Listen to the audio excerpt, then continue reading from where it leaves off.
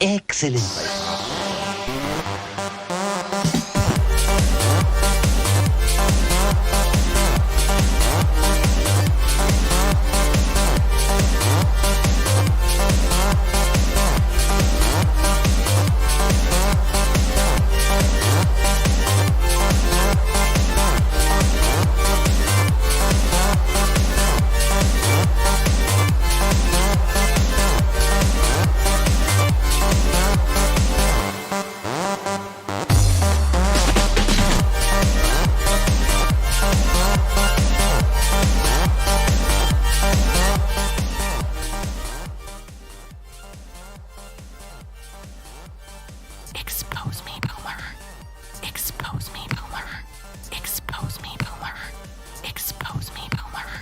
Right, but do you think that if he doesn't continue with this in perpetuity, is that considered to be stealing?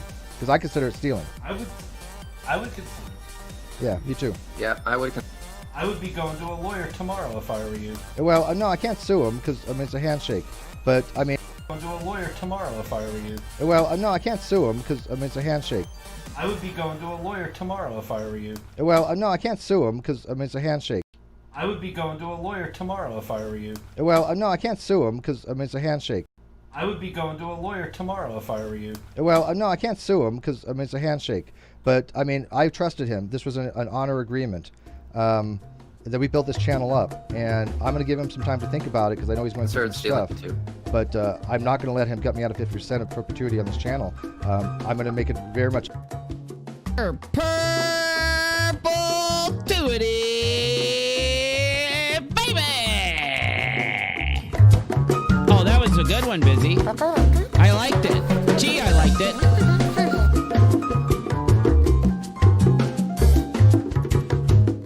I realize that my computer doesn't like it when I don't wear a mask. It's part of Sherelle's New World Order, and it influences me to do things often. I'll be walking around, and all of a sudden, I'll get weird antenna radio signals that tell me to do things like argue with Bizzy, or accuse him of smoking crack, or whatever it may be. Therefore, I must wear the mask and become part of Sherelle's New World Order. Now that I am part of Sherelle's New World Order, tonight we're going to look at the recent Non Sequitur Show filing. And we're going to take a look at some clips that changed the face of the entire show. Like this clip, where they admit that they can't sue Kyle before suing Kyle. It's a handshake. But, I mean, I trusted him. This was an honor agreement. That we built this channel up. And I trusted him. If I were you. Well, no, I can't sue him because, I mean, it's a handshake. But I'm going to a lawyer tomorrow if I were you. Well, no, I can't sue him because, I mean, it's a handshake. But, I mean, I trusted him. I want to turn this into a song. This needs to be an actual song. Like, let me just give you a little preview. I would be going to a lawyer if I was you. I would be going to a lawyer if I was you. It's a handshake. It's a handshake. It's a handshake. I'd be going to a lawyer if I was you. It's a handshake. It's a handshake. I don't know. If you like it, I could try to make it into a song. We could call it we could call the song Handshakes in Perpetuity. I mean, I think that'd be excellent. But let me remind you of another clip in my famous video, The Truth of Non Sequitur Show Prelude, Evidence in Perpetuity. But it needs to be a partnership. It needs to be a partnership. It needs to be a partnership. I believe a serious blow to democracy has just been dealt. A travesty has occurred, and I want justice. Kyle Broflovsky did willingly and knowingly sign a contract, and yet, as to date, he has made no effort, nor does he show any intention of ever Steve McCray paid in all caps. given him ample time to fulfill his obligation, and he has thus refused.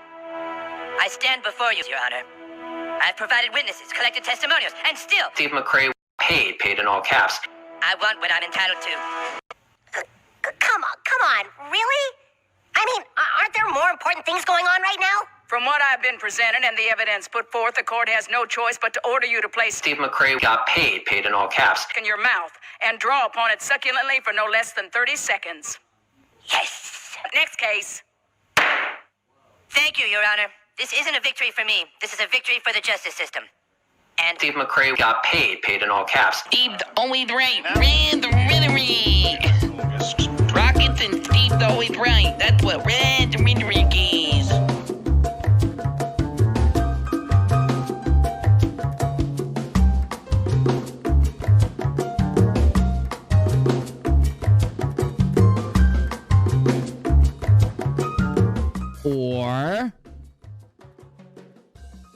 Or it's a handshake. It's a handshake. It's a handshake. We could go to this clip at 44:36 or 46:56. I don't know. Let's see. Direction.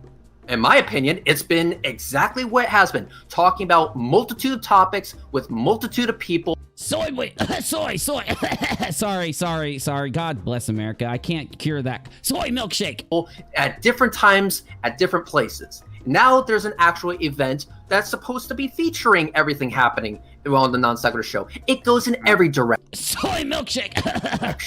The direction of the Non Sequitur is to go in every fucking direction imaginable. Right, basically, that's what there I is no. wanted.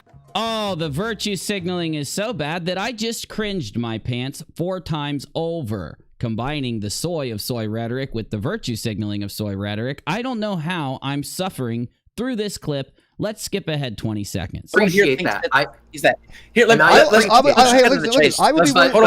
will be willing Let to me answer. Let me get to the punchline first. Let me get to the punchline. And then I'll be done. Just 30 seconds. Just Okay. give me. Oh my God, Reds, dude. Oh, how does anyone suffer you in person? Jesus. 30 goddamn seconds. Okay? 30 seconds starting now. Go ahead. What I think needs to happen is that we need to negotiate a proper form of payment up until this point right here. And then from there, work to make it 50%. Wait. What? Now, you're not telling me that on top of Steve admitting that he can't sue Kyle because he doesn't have a contract or any form of agreement or written agreement or anything. You're telling me on top of Red saying that they need a 50-50 that I just played for you before the South Park clip, that Reds is going to say that we need it again? How do you have a 50-50 that you sue somebody within court if you need it? Up until this point right here. And then from there, work to make it 50% so that we can actually have. Whoa, baby. Whoa, baby. I think that what I just heard was Red's voice bouncing off of Kyle's very gorgeous hairdo into the microphone, but I just want to be sure what the hell here. Now wait, Reds, you have sat and insulted me and put me down and shit on me because I've been pulling these clips for about 7 months and showing people that you guys provably, truly have orchestrated a hostile takeover of the Non Sequitur Show. You can't have a 50-50 if you only have a handshake. We'll break that down tonight. You can't have a 50-50 if you're saying that you need a 50-50. But you didn't just say it once or twice. You said it all the time, every time. You see, this is what happens when you record somebody while telling them you're not recording somebody so that you can try to then throw it at them. I just recorded you, knowing that you told them you weren't recording them. It just seems to me like these clips need to get spread around out there a little bit because this needs to be seen by a certain judge, in my opinion. I mean, I don't know. Soy is so dense and soy tufo swimming in soy sauce got nothing on him. I mean, I agree, Gabriel. I don't understand this. I've been having people shit on me and put me down and, talk trash and run around. And I've just been trying to show you guys their entire story changed once somebody stood up and offered them tens of thousands of dollars to sue Kyle. Take a listen again. Appreciate that. Is that here? Let me. And I- Let's I will- let's hey, cut to listen, the chase. I will be Let's- willing- hold on, hey, let me- I will be willing Let to me hold on, answer. hold on. Let me get to the punchline first. Let me get to the punchline. Let me get to the punchline, and then I'll be done. Just 30 seconds. Just Okay. give me 30 goddamn seconds. Okay, 30 seconds. I don't know how any woman suffers you, Reds. I don't know how any woman could ever be in a relationship with you just based on the way you talk to other human beings. My I'm God. fucking leaving because I'm. Let up here me with it. hear what Kyle has to Here- say. Let me hear what Kyle has to say. Here's what I'm willing to do. We can keep the 4 days a week with you. Wow, it's almost like Kyle's the boss. And even with all this soy-filled whining, he's trying to just mediate it out and do everything he can just to try to get these two to shut the F up and stop looking like asses in front of the entire YouTube audience. Stop the virtue signaling bullshit. You know, these guys say that they're anti-SJWs. They're anti the act of the things that the Twitter SJW mob does on Twitter. They are anti all this. But how are they anti all this? Are you hearing this garbage? Anyway, I got to hear this clip one more time. I just can't. It just starts really making sense to what happened once you've seen these clips. We'll be willing Let to me hold on, answer. hold on. Let me I get will to be the willing to- punchline first. Let me get to a proper form of payment. Work to make a proper form of payment up until this point right here, and then from there work to make it 50% so that we can actually have I'm okay with that. equal I'll have more shows. everywhere. Do you see? They've been lying to you all. They never had a 50-50. The reason that they got kicked off the show is because Kyle Curtis realized these two, Red's Rhetoric, had just seen the books.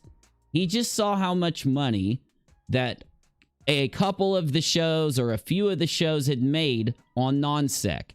And all of a sudden, Red said, probably in private with Steve, this is fucked up because Kyle's making a bunch of money, Steve. You know, you should have 50. I guarantee you it's even possible that Reds talked Steve into changing his mind in chunks, right? In the first chunk, he's telling him, you got to get some money out of Kyle. It's crazy. Steve says, I can't. I have all these things that'll get messed up if I take a draw or a payment or whatever. I can't do that. Okay, well, you know, you're just losing out on all this cash. Micro Peen Reds is hilarious. Only people that falls for his bluster is people that have never faced a real man. That's from Steve McCray, manager. Damn, you got everybody in here now tonight. Now, I know some of you guys are saying these clips have been here for a while. Why are certain parts of these clips just now surfacing up? Back when we watched this, it was June 13th of 2019. This is right before Steve got accused or outed for doing certain things to the women on Non Seq, okay? It had been going on behind the scenes, and it was everybody, it seems, did what they could do to try to not let it out into the public air, probably because they didn't want to start the giant thing that was coming. But you could see that it's just too overtly obvious. We could do what I did with the Katie Joy situation and make a timeline and set that timeline up. We've got Bull showing the books to Reds. We've got Reds and Steve and Bull sitting around talking without Kyle Curtis. If you think these guys showed up prepared to talk like this out of nowhere, then I've got a boat in San Francisco that Bizzy sold to another guy to sell you because Bizzy kept the he kept the contract for the boat. Yeah, and we're going to resell it because he's just a really bad motorboat salesman. But either way, if you believe these guys didn't prepare for this together before this happened, why again did they tell Kyle they weren't recording, but then record him? And you can't say it's not true because Steve does the big reveal. Somewhere around here, he says, I'm recording you, Kyle, and I'm going to release it out. The only reason he said that is because he'd already told Kyle he wasn't recording. These guys tried to trick Kyle Curtis into a recorded conversation that if he didn't agree to what you just heard Red Rhetoric say with his own mouth, we don't have 50-50 before now. You're making a lot of money. Steve has been sitting here this whole time. You need to give Steve 50%. Why is Reds saying it? Why isn't Steve stepping up? Because Reds saw the books. Reds is the one who started this thing, implanting it in the back of people's heads, getting people to say, like, hey, Bull, we need to start fighting for Steve to get more money. Kyle's making a boatload. We looked at the books. Ask yourself this. Why did Red's rhetoric get to look at the financials of Kyle's company? And let's just say Kyle, that Reds can come up with a good reason for why he looked at the financials of Kyle's company. After doing it, should he be even allowed to make this opinion and be listened to? Shouldn't you not listen to Red's opinion on money and things like that about Non Seq after realizing that Reds just saw how much money some of those shows made? Because it's not just possible at this point. It's the only explanation for all of this. It could have gone a couple different ways. Let me see if here off of the tip of my brainstem, I can explain to you a couple of these possibilities as they sit.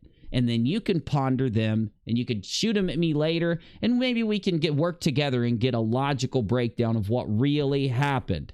Because again, I know that there's some people out there who don't get this kind of thing. But when these guys start lying through their teeth, changing their stories, changing what happened in the past, you can't take what they say as fact anymore. And you can't take what is their interest that they argue for and just say they're being honest there, because once they start lying to gain their interests, how in the world does anybody know? Nobody ever knows. The only thing we can do is take what we knew happened and what evidence we have and try to piece it together into an explainable thing. So that's what we're going to do. Reds looked at the financials and interpreted them because my client cannot read. Well, I would go with that, Steve McRae manager, but I do think that he can't read financials. I think you're right. Math, maybe. After seeing a couple of his streams, I agree with you. He can't read math. He don't know math. So, what is the only good explanation for what happened at this point? Well, we got the Billboard of Doom to help us. Let's grab it. Can I get the Billboard of Doom sometime this century, please? That is a good point. It is very doomy. So therefore, I will not flip out on you. It does take a while when it is so doomy. You're right. So, we got the Billboard of Doom up. Let's try to do a little bit of a timeline. I'm bored. Who cares? I'm going to be playing video games in a little bit. Why not? So, here we go. Timeline. I forget how here we go. My manager is correct. You guys are too effing much. You guys are too effing much. Love it. All right. Now we got a timeline. Actually, let's zoom out. Let's make this a little bit longer of a timeline here. We want to have enough time on the line. All right, there we go. So, Billboard of Doom, here's our timeline. We know this happened here. Bull showed Reds the books. Now, before this, we know that a certain silvery individual couldn't mess up his whatever it was. And him and Kyle had already made content for 2 years without a single issue. We know Kyle Curtis had the keys to the channel. He filed the taxes on it. He's the one that put his name on it so that, let's say, if something happened to the channel, let's say that something happened where Kyle fucks some shit up, right? Because he's, new at this whole business thing and he messes up. It's not gonna, whose name is it gonna be when whoever comes a-calling to find them for filing the wrong papers, to find them for not reporting something or misrepresenting something, or they do the wrong thing on a form, who's the one who gets it in their name for what happens for this entirety of this channel? It was one person. Who is it that takes the money out of the bank and pays the people that help, or decides not to pay, comes up with who gets what, tries to either be as fair as he can, or instead of going out and having a soy-filled explosion and hold it all in until you get kicked off the show, maybe you could actually have some balls and maybe be non-beta and non-soy-filled the tiniest bit so that you could actually go talk to the man or actually voice the fact that you have an issue before you get kicked off the show. Though, who is the one who did all of the things to make all the decisions? One person. When we saw both people show us their DMs and give us their evidence, what did we see? One person making up their mind for everything, the other asking their permission for everything. What did we see in Kyle Curtis's DMs when he tried to kick Steve off the show at about the 8-month mark? We saw Steve begging to stay on, begging Kyle not to kick him. Never did we see an invocation of a 50-50, a partnership, or the fact that Steve has any type of input. Until one fateful day is when it all changed. This is when Red's rhetoric, isn't that crazy? Red's rhetoric? Wait a minute, isn't that the same guy who illegally, who should never have been shown the books, who should have never wanted to see the books? The same guy who saw the books.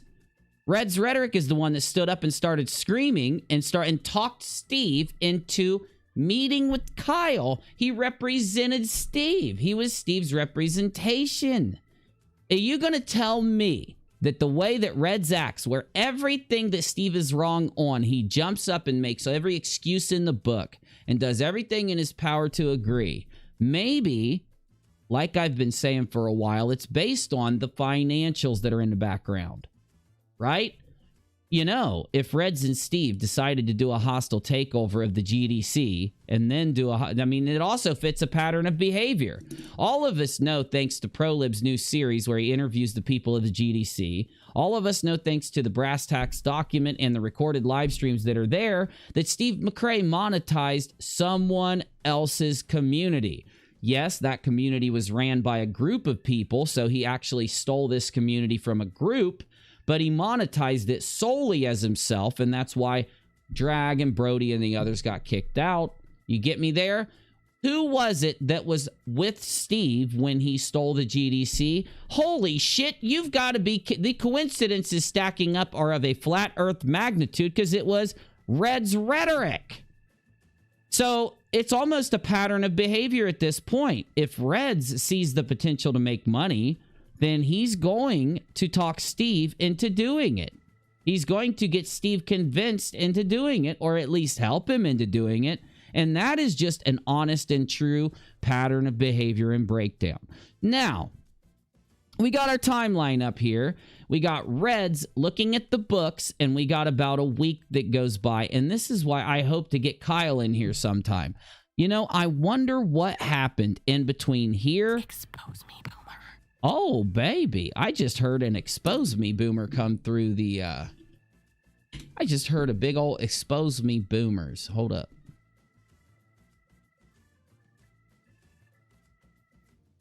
Oh, where would it be at? Where would it be? Here it is. Is Streamlabs working okay, guys? Let me know if Streamlabs is working or if it's not working. Type it in the chat if you will. Pinky read the books and saw how much soy it could buy and thought it could make him truly red. So true. So true. So good, by the way.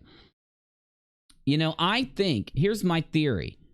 I think that I think that there might have been a certain Hufflepuffins around, but we'll leave him out of this. I think that I think that Steve's, and I think that Reds had little meetings, you know, like the ones that they've admitted to having lately. I think they had some of these meetings because it's a little bit crazy to think that out of nowhere, we've got, oh, I have to erase like this, don't I? Out of nowhere, we've got Reds seeing the books over here, and then we've got Reds and Steve campaigning Kyle Curtis. They weren't campaigning Kyle Curtis for anything other than a 50-50 agreement. Isn't it a little crazy that after this video airs and goes out, Reds and Steve and the rest of his friends convinced the internet that they already have a 50-50, that Steve is already owed half the money, and that Kyle stole it from him? Why would Reds ever say these words if this was true? It's almost like catching Nathan Oakley admitting that the earth is round. 30 seconds starting now. Go ahead. What I think needs to happen is that we need to negotiate a proper form of payment up until this point right here. And then from there, work to make it 50% so that we can actually have I'm okay with equal. that. I'll have You know what I think? I think if Reds was with Kyle in person, his tone would be completely different. I think it would sound more like, sir, please, I think we need to, can't you please give Steve 50-50? Because we're all poor. We don't want to have to run fraudulent GoFundMes for the next few years to make money. Come on, Kyle. If you give us 50-50, we'll never have to do another fraudulent GoFundMe. I think that's how the in-person meeting would go, but let's just hear it one more time. 30 seconds starting now. Go ahead. What I think needs to happen is that we need to negotiate a proper form of payment up until this point right here. And then from there, work to make it 50% so that we can actually have I'm okay with equal that. I'll have more every shows. You're okay with that, Mr. McCray. Well, why aren't you interjecting right now and saying, wait a minute. I already have a 50-50 with him. I already have a contract, and for the next year, I'm going to go around on YouTube telling everybody I have a contract that's 50%. I'm going to tell some Australian dude who's rich that I already have a contract with him, and then once we get the Australian dude to give us a bunch of money to sue Kyle, after we do that, we're going to sue his ass and his balls, and we're going to go ahead and get that 50-50 in perpetuities, right? So if you had a 50-50, why is Red's rhetoric campaigning to Kyle to give Steve a 50-50? And if Steve has a contract, a 50-50, or any form of suable, enforceable legal agreement, why did he say this? You both. We can play. We can do this. Okay, let's do this. Do you hear him? Kyle Curtis says, we can do this. I get this. I know what you're doing. You're trying to take my fucking show. You're plotting a hostile takeover. Now, listen to what Bull says to the Steves. I think I got to go about a minute ahead. From us? He gives me money, but he doesn't give me anywhere near what it's worth. Right, but do you think He doesn't. Bull, you're a little bitch, Bull. I hope you and Reds understand that you've been on the internet for like 5 years dubbing every flat earther that won't do what you say a little bitch, and none of them have proven that they are as bitch as what we're seeing here. that if he doesn't continue with this Uni, that sounded like Herbert from Family Guy. is that considered to be stealing? Because I consider it stealing. I would consider it. Yeah, me too. Yeah, I would. Notice it? Do you hear the orchestrated, plotted, and planned? Because they tell Shannon Q right after this show that it wasn't stealing. And I'm going to play you the clip in just a minute. I will play it. Let me go ahead and prep it. I will play you the clip where they tell Shannon Q immediately after recording this. They are going to tell Shannon Q that it wasn't stealing. You ready to hear all this? You ready to hear this? I would be going to a lawyer tomorrow if I were you. Well, no, I can't sue him because it's a handshake. I would be going to a lawyer tomorrow if I were you. Well, no, I can't sue him because it's a handshake. I would be going to a lawyer tomorrow if I were you. Well, no, I can't sue him because it's a handshake. I would be going to a lawyer tomorrow if I were you. Well, no, I can't sue him because it's a handshake. I agree. You can't sue him. And the judge is going to see this clip. Silverfish. The judge is going to see all these clips. What did you say that the judge would do if Kyle lied to him? What was it? What did all your friends say that the judge was going to do to Kyle for lying to him? Yeah. I don't see. Here's the deal. I don't think the judge is going to throw you in jail. I think the judge would. I think the judge, if somebody went and lied to a judge to try to get a judge to completely devastate another citizen's rights to their business, instead of doing it the legal way, of doing whatever you're doing, trying to make a proposal to him, trying to get it on paper, something with him, you've denied doing all of that, provably to the judge. We're going to show the judge this. We can't wait for this not to get thrown out of court, or for you to refile after it does get thrown out of court, because we're going to show the judge that you guys lied. You did, and you set a hostile takeover. And now that you got what you wanted, which is a judge to rule, I just keep asking myself, how do judges rule when somebody goes in and tries to use their court to steal someone else's business?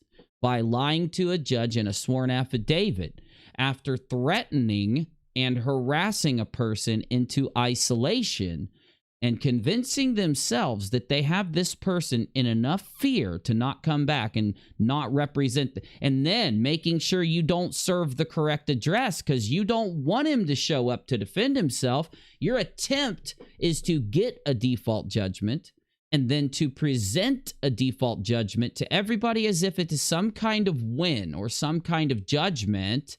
Then you're going to gain the show and pretend that you're Kyle. How much you guys want to bet that after Steve McCray took Non Seq, let's say Kyle never responded. How much do you want to bet that on Steve's first show, he'd pop up with a Kyle wig on, talking in a Southern accent? I'm almost convinced of it. But either way, take a listen one more time before I play this next clip, my guy, because we got Red's rhetoric here. Reds is saying you guys need a 50-50. He says it multiple times. We've got you admitting you have no contract or agreement whatsoever to a point where you can't sue the man. And then you ask Bullinator if it's stealing or not. You, Reds, and Bull all say that it is stealing. And then you set out to convince YouTube and the world that you were stolen from until a strong-willed woman stood up to you and called you on your lies. And that is when the soy really poured out.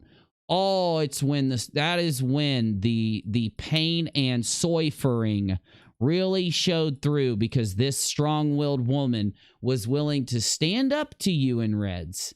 And that's something you and Reds just hate with a passion. I think that's a discussion that still needs to happen. It's none of my goddamn business, and it's none of everybody else's goddamn business. That's between Steve and Kyle. It's everybody's business. Okay. I think it's everybody's business because Kyle forced it. I'm going to try to talk now because I want to be relevant. Yeah, two. Kyle's not on this. Hey, I need a pod, please. Can you hear me, honey? Hey. Retail. I need a vape pod after you finish slapping me. I love annoying Rachel by going, retail. Stream. He didn't have a stream. Who's forcing what?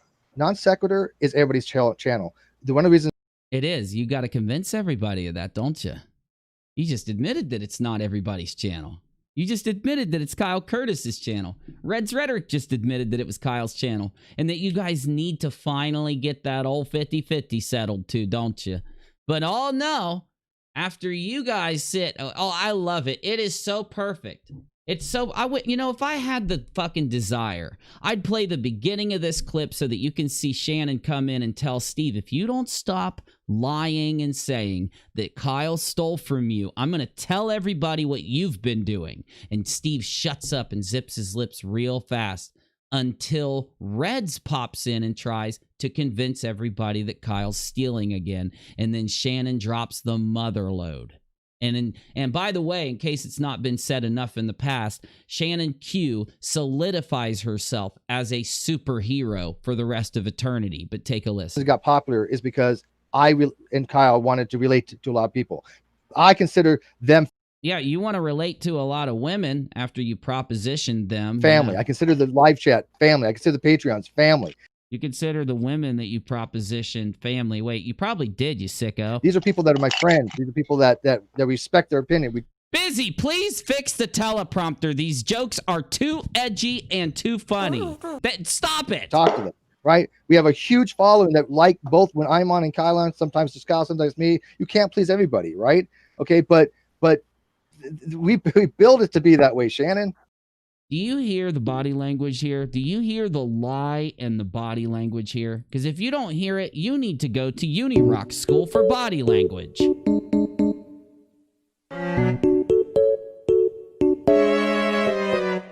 That's right. You need to go to UNIRock School for Body Language. Because if you can't tell that what you just heard was a effing frickin' lie, then you crazy. Hold on. I got to grab my player really quick. If I can type. Here we go. Okay, if you can't tell that that was a effing lie, then you need some help. Two of the things resolved right away. You hear the way he talked? You hear? Patreon's family. These are people that are my friends. Listen to the tone, the body language, the way his inflection changes. Because this is the body language of a narcissistic, sociopathic liar. These are the people that respect their opinion. We talk to them, right? We have a huge following that like both when I'm on and Kyle on, sometimes to Kyle, sometimes me. You can't please everybody, right? You can't please everybody. I mean, Kyle should sit there and make everything. He should be in charge of all the money. I should take no payment whatsoever. Kyle should not give me any payment whatsoever. But when he is nice enough to offer me some money, I'm going to tell him I don't want it. Kyle can try to get this put into an LLC with both our names on it or whatever terms were there, and I'll deny it. I'll keep telling him, no way, bro. I don't want anything. I don't want nothing like that. But don't worry, I'll be harassing women in exactly 3, 2, 1, go. And yet still you can sit here and say these things. But let's follow the body language. Okay, but we build it to be that way, Shannon. Yeah. You hear the way he says, Shannon? Have you ever heard somebody lie to you like that? We build it that way, Shannon. It's like he's talking like a kid all of a sudden in a very sympathetic, manipulative way. He thinks he's got Shannon on the end of his little hook, his silver fishing hook. But in fact, it is Shannon who caught herself the floppiest silverfish you'd ever seen. Also, let me just read something from the chat that I think speaks volumes. Maybe at Steve. This is the soyest sentence. The fact that he even read this in the way that he did. Oh my God, I don't know how anybody ever respects him after hearing him speak this sentence, but the people are crazy on the internet. Take a listen. McCray would do more for the show if he got paid in all caps. He has to do other channels to. Now, I don't want you to just hear this clip because I guess people hear it out there and they don't let it sink in. They are trying, after what you just saw in the Death of Non Sequitur show, to convince their audience that Kyle stole the money. So when Shannon interrupts and says, "Did Kyle steal your money, Steve?" You should hear Steve say, "Yes, Shannon, he did, and I'm going to sue him." But he doesn't say this. What does he say instead? Take a look, because this is massive. This is the truth of the Non Sequitur show. The truth of the Non Sequitur show can be represented in an algebraic equation. And I could do a math stream that would be the most impactful math stream you'd ever seen. It'll teach you the greatest lesson of life, that the truth of Non Sequitur show equals an attempted hostile takeover. Listen. Make the fucking money. I was a patron to support Kyle and Steve in all caps. So Steve? Forever shall you feel the soy of all caps, Reds. Did Kyle give you the opportunity to have money, but you weren't able to take it because you were on Social Security or Veterans Pension? Now, he just said no, he stole it from me, right? I just misheard him, right, Bizzy? I just misheard what he said, right? Because I'm sorry, but I could swear that this dude's been out on Twitter blocking anyone that tries to show this clip and blocking anybody that tries to show the truth to the people that follow him. Because I know there's some douchebags that follow him that don't care if he steals the show, and they want to help him steal the show from Kyle because they just are fucking assholes and they don't care. But what are you? What are you? What is the community? Is the community okay with any old lazy ass stepping up and saying, "I'm going to take that motherfucker because you're making a bunch of money"? And I'm the idiot who sat here and said, No, I'm fine sitting in this chair only showing up barely before the show starts and just sitting here. I'm fine with that. No. What he did was he regretted his actions. But he's not the type of guy who's okay with that, right? Like when he propositioned Katie Joy. He wasn't okay with her saying no. So once he realized she wasn't going to give in, he had to convince the world he never propositioned her. He wasn't okay with being a business partner. He wasn't okay with being on an owner of Non Sequitur. He wasn't okay with whatever it entailed. So what did he do? He went and, after being kicked off the show, tried to convince the world that he was the whole time and get you to fight for him. It is all about you. It's all about using you. But again, it's all here in this clip. Here we go. Let's get it right here. Steve and Steven, all caps. So Steve, if you don't know where the soy comes in, it's where the C follows the A, and then you hear a wisp in his voice where he tries to push the A, the P, and the S into an inflection. That's where the soy got involved, just so you know. Kyle gave you the opportunity to have money, but you weren't able to take it because you were on Social Security or veterans pension, and it would have affected that. And Kyle didn't, because you're making it seem as... Why isn't he letting her talk? Why is he sitting here treating Shannon Q like this? Because you haven't even seen the most fucked up thing. You want to know what the most fucked up thing is? Is that Shannon Q, in the beginning of this video, is trying to pay Steve McCray. We don't know how much. We don't know if she's trying to pay Steve 50-50 in perpetuities.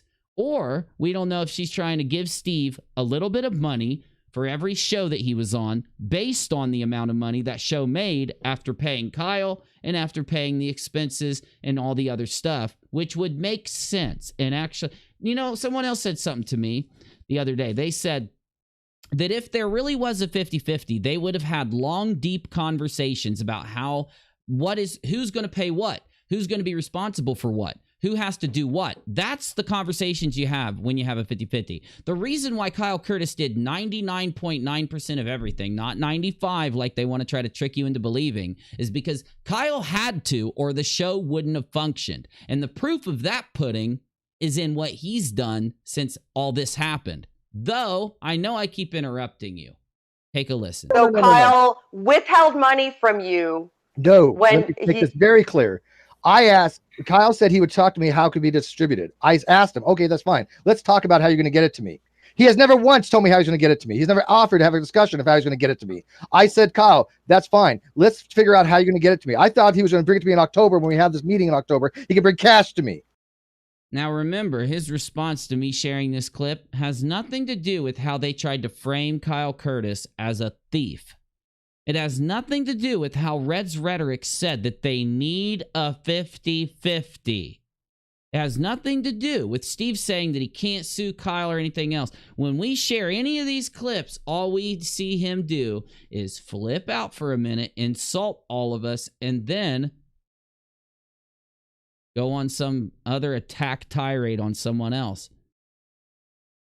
We never get him to explain why. That's why he blocked me.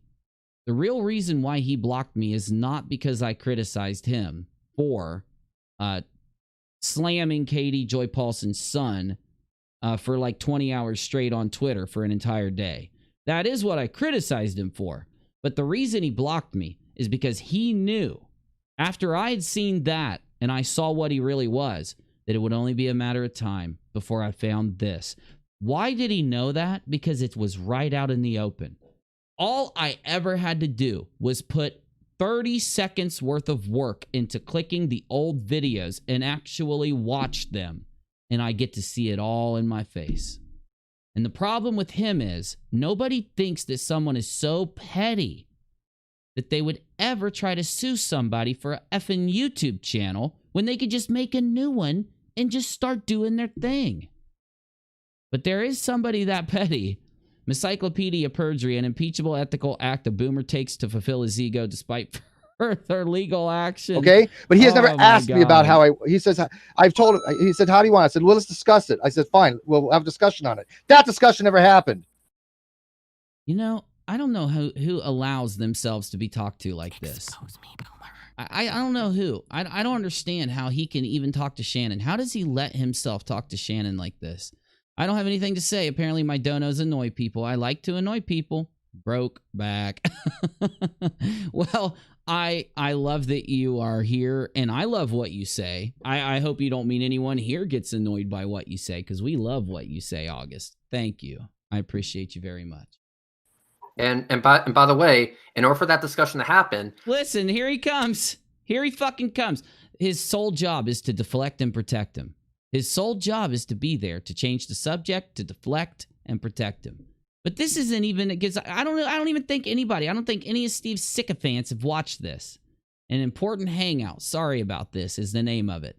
And I know Red hid it because he realized all the clips that were inside of it. But still, that you could still get it from just about anybody out there. It's in a bunch of my videos. You could click through this whole thing and look for Shannon Q to pop up. Let's do it. Let's do it. Let's go. Let's go. Ignore all of the soy-filled faces that pop. Oh, here's Shannon. And you can listen to what Shannon is trying to do here. She is representing Kyle Curtis. I know I've said this a million times, but, you know, when you see somebody in court and if you see his reaction to Kyle standing up and saying, I want my day in court and this mother effer deprived me of it. And instead of him saying, you're right, I don't want to deprive you of your day in court. We will refile. I apologize. He does everything in his damn power to force this judgment and try to force this lawsuit, not caring about whether Kyle gets his chance or not. Trying to serve the old address and admitting to it. Everything he's done. Sometimes you just got to go back and remind everybody of the hostile takeover. Because I'll prove it to you right now. This entire thing is littered with Shannon Q for an hour and 40 minutes. Maybe about an hour and 20 because she came in at the 36-minute mark. And she's trying to get Steve and Reds what they want. They're offering them money right there because that's what they pretended this was all about. But the truth is stranger than fiction because they didn't want a check from Kyle Curtis. If they did, they would have just took it from him when he offered to pay it. What they wanted from Kyle is said in this hangout. I don't know if I'm going to find that clip. I'll play it for you when I upload my Truth of Non Sequitur finale video. But inside here, Reds goes. Does anybody know what the Navy? Do you know this timestamp, or does Menace or anybody? There's a timestamp in here where Reds gives a speech, and he says that he doesn't want. He says we need 3 things. 1, we need the books. 2, we need the money. 3, we need Steve McCray to be a 50-50. Maybe is that the one that Menace played earlier? Was that whole clip and I just didn't realize it? Let's see. So where was this? It was in the Death of Non Sequitur or somewhere. Well, you know what we need to do? We need to just, every time Steve starts his shit about this, we just need to tag this. We just need to put these clips out there. We just need to share these clips. Go pick any of them. Any of them. Because they prove the Truth of Non Sequitur show. That we've been witnessing a conspiracy. Now, I don't mean a conspiracy theory. I mean Reds and Bull and Steve and his buddies have a conspiracy to try to take Non Sequitur. And if they couldn't directly take it from Kyle by putting themselves as 50-50 partners, then they were going to put themselves by the lawsuit and take it. And if none of that worked, they were going to try to steal every patron, every subscriber, and every supporter and get them to support them. Anyway. Well, the other one is just where he says 1, 2, and 3 to Shannon. I can probably find it, you know. That's not where Which is what is happening right now. We're like, let's get an audience riled up so that we can send them after this person because they're on my side. How is she so good? She is so good. She just came in here and called them out for their modus operandi, playing the role of them against us. Steve? Well, that's what Kyle seems to be influenced by. He's not live right now. That's what Kyle seems to be influenced. So he's admitting that he's only doing this shit to influence Kyle Curtis. Huh. It's like, yo, I'm going to destroy this show, mother fluffer, if I don't get that 50-50. Well, guess what, Steve? You can't sue him and say that you've been a 50-50 the whole time when we have clip after clip after clip of you admitting that you need a 50-50, that you want a 50-50, that you should have a 50-50, where you've got Reds arguing it and then you agree to it. You played yourself. I don't know if you just forgot.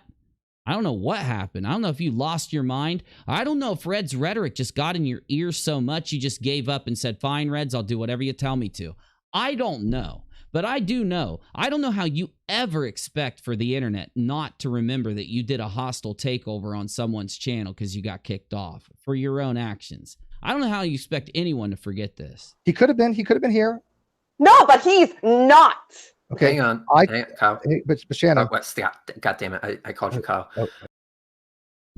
I called you Kyle. You sound like Michael Jackson. Why does he remind me of Michael Jackson when he talks? I don't get it. Okay, sorry.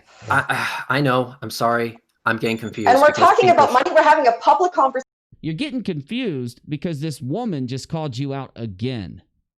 She just called you out because you know she just called it. Starting a big old us versus them, turn the whole audience against each other. That's their plot, by the way, if you don't get it. They want to turn the audience against each other and hope that in the end they manipulate enough YouTubers to fight to give them the upper hand. Because that's why they did this for all that time. Anyway, I just want, I'm just going to skip. Let's just skip through and just let the clips roll. Let's just find what we find. Who knows? Who knows what we'll find? Every time you stop, you're going to hear something. About the money that happens in the channel? Yes. Shannon, let me. Do you hear? Like, I can't even get past a second. Look at the way he just talked. Like, yeah. I mean, it just seems so disrespectful and shitty. I don't know why, if you feel that way too, but I feel like he's being so shitty. About the money that happens in the channel? Yes. Shannon, let me try. That's the most passive-aggressive yes I've ever heard in my life. I don't get it for the... Try 102 minutes and 6... Is that even a timestamp? Oh, it is. 102 minutes and 6 seconds. Why, sir, I will. Thank you very much. 9 times out of 10, they're actually wrong. I'll give you... you know what? Fuck it. I am going to say a name. Aaron Raw. Aaron Raw does not want to come on because Steve McCray disagreed with Aaron Raw. Because Steve McCray made a blog post about it. But yet, if you read that exact same blog post at the very top, it says, I respect Aaron Raw for what he does. He's an incredible individual. You see how they do this? You see how Reds operates? This is literally their modus operandi. Steve can sit and lie and shit on whoever he wants as long as he lies that he likes them and supports them before he does it. We can stir up anything we want. We can kick and scream and be the biggest babies in the damn world, but hey, no matter what happens, everything's right. Everything's He's okay. always fun to talk to. Basically, how much ass does Steve have to kiss before starting to disagree with someone? Acting like it was over disagreeing with somebody. It was over yelling and screaming. It was over sicking all of these weird, sick people out there on Twitter to go attack Aaron Raw. Aaron Raw was very direct about why, and it had nothing to do with their disagreement. It had to do with all the stalking and harassing and all the booming. Really, you can equate it all down to the booming. But anyway. $0.00. Yeah, but when Kyle said when he brings people on, they're not going to get anything out of it. Does he not have any money set aside for you, Steve? I have no idea. Now, Steve just lied here. He says he does. You don't? No, I have no idea. I haven't seen the time. I haven't seen the financials. He won't show me the financials. Oh, okay.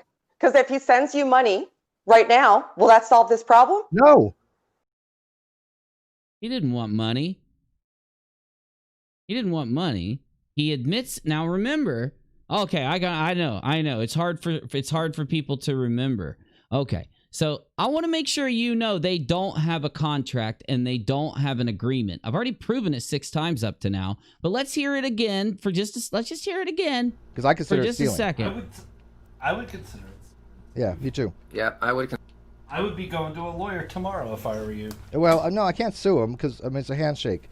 But he can't sue him because he doesn't have a contract or a written agreement. Just what he's calling a handshake. Basically, someone said something to me once.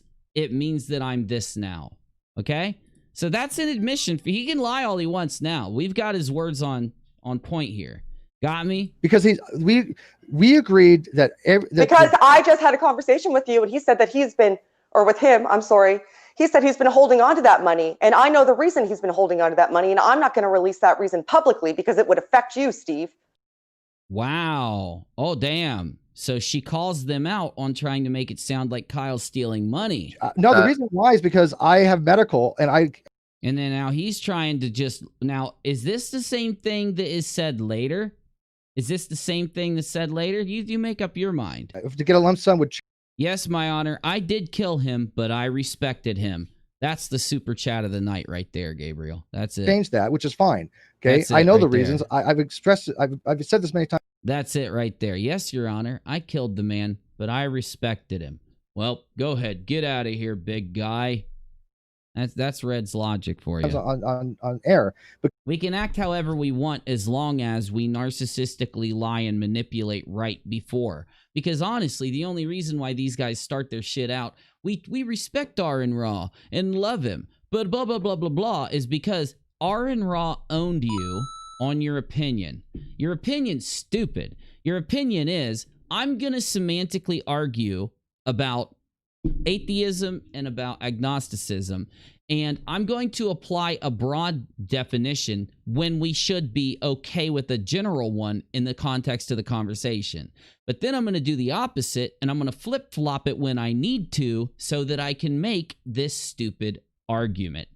That is his blog post argument that him and Aaron Raw got upset about. Let me go ahead and take a broad definition of atheism and then argue about how it excludes agnosticism. But when we talk about a specific one, now Aaron called him on his bullshit and said, dude, that's the most semantic argument ever. Matt Dillahunty called him and said, again, can somebody give me the quote that Dillahunty gave? I just want to make sure everybody gets it.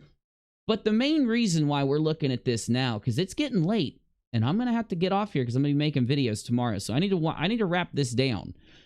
But you do understand what we're doing right now. This is a different realization. This is what I wanted everybody to realize when we got to the end of everything. That this all has been a attempted hostile takeover. That's all this is. If you won't give him a 50-50, how many clips do I have to play where they admit they don't have a 50-50, where they can't sue Kyle because they don't have a 50-50, right? Now, again, I could go into my argument about if Steve if he was a partner, he would have never allowed himself to be a partner without it being on paper, no matter who it was. But by his own argument, remember, he was sharing Kyle's criminal record just about a couple weeks ago. Him and Reds and them were sharing Kyle's criminal record, trying to show everybody that Kyle's this criminal guy. Kyle's this dude that went to prison a long time ago. Even though Kyle did non sequitur shows about going to prison and constantly told everybody what happened to him. And then Steve wants you to believe that he was a 50-50 partner with no paperwork whatsoever and no contract with an ex-felon that just got out of prison. These are all reasons why, if he was a 50-50 partner, he would have never just allowed it to be a verbal agreement. But the law won't let it be. The law will not allow it to be. You know, Kyle Curtis can get up on that show and say whatever he wants to Steve about the terms of what they're agreeing to. When can he change his mind? He can change his mind right up until he signs that contract. And that's how a contract protects both parties. A contract protects Kyle so that he knows, I am allowed to change my mind. I'm allowed to do what I want. I'm allowed to back out, or I'm allowed to give him more. But once I sign that damn thing, it's all solid and gold. But it also defends the other side. These are the little things that people lose in this whole stupid fucking argument. Language is our bitch, and apparently so is Steve McCrae. Thank you, Gabriel. That was Matt Dillahunty's quote. But just so we can get out of here, let's finish this proof of a hostile takeover out. Again, let's just click through. Shannon, here's the thing. The show was supposed to be in perpetuity. All proceeds in perpetuity, 50-50 down the line. He agreed with that. He told Reds that just a while ago. You know that, right? I don't know what he said to Red's rhetoric. I'm not in private conversations. Okay, well. See, here we go again. How in the world did he say that to Red's rhetoric? Do you see how it all hinges upon Reds when Kyle's not there? Right? Now, like, oh, my proof of a 50-50, remember, it's a handshake. There's no written anything, according to Steve, in this, just right before this happened. These all happened back to back. The death of Non Sequitur And then they go from Death of Non Sequitur over to Red's channel to do this hangout. So Death of Non Sequitur, nothing. He can't even sue him because he doesn't have anything. Reds is telling him in the Death of Non Sequitur he needs a 50-50. He needs it because he doesn't have it. And then he gets in here with Shannon and starts telling him that he has a 50-50. And the proof of it is Ask Red's rhetoric. Because Reds is the one orchestrating the hostile takeover, and he's willing to lie. You weren't here earlier. He has said this to us, okay? No, I was talking to Kyle because he's upset. Kyle has said that that when we started this channel, it was 50% in perpetuity. Now he wants. No, he didn't. No, he didn't. Why isn't it in the DMs? Why isn't it in any email? Why is it not in anything, dude? And even if he said it, it's not. You're not a business partner until you sit down and sign it. And until you experience the liability of it, until you're on the hook for any fines you may get, any charges you may get, any money laundering that happens through the show, Kyle's going to prison, Steve's going to be sitting there running the show. Why? Because he's not on it. But yet he thinks that he can just get 50-50 and he doesn't have to do shit. Now he thinks this because he thinks, and this is crazy, but it's just true. This is what the man said this whole year. He thinks that if you and him start a business, you don't need to sign shit. He can look you in the eye and say, are we 50-50? And you say, yeah. Now remember, you've started the channel. You got the keys to the castle. You're generating the money. You're ordering all the goods. You're putting together everything. You're doing all the graphics. You're doing all the every single thing is done by you. He just shows up there sometimes. And he thinks that if way back when this all started, if he said, hey, we a 50-50? Well, yeah, we could be a 50-50, I guess. Sure, I guess. Why not? Who knows? Yeah, we'll be a 50-50. That then 2 years later, he can invoke it after not doing anything, not getting it on paper, not doing any of the, not having his on any government paperwork at all, like taxes, anything else.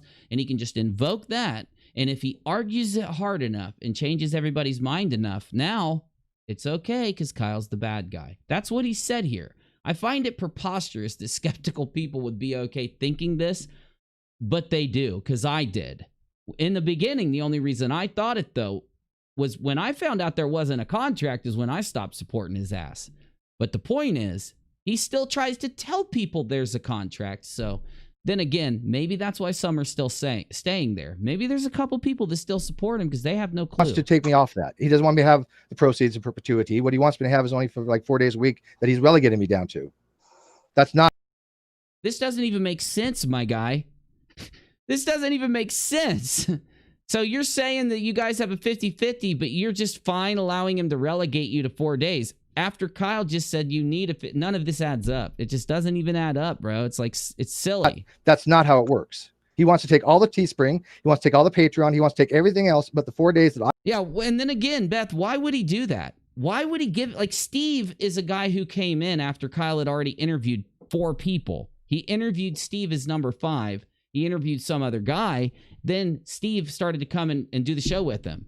So it's like, and then how do we know that he wasn't, how do we know he didn't just misunderstand?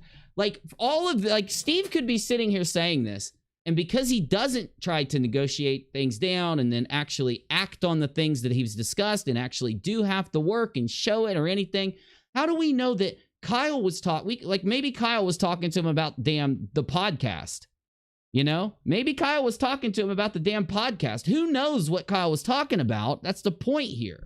Let's say it happened. Okay, Kyle's talking about this podcast. You guys are like, you get half the proceeds from the podcast. Kyle's like doing everything else. 2 years later, you say, no, you told me 50-50. Kyle says, no, I didn't, motherfucker. I told you I'd give you half the podcast. No, you didn't. You said 50.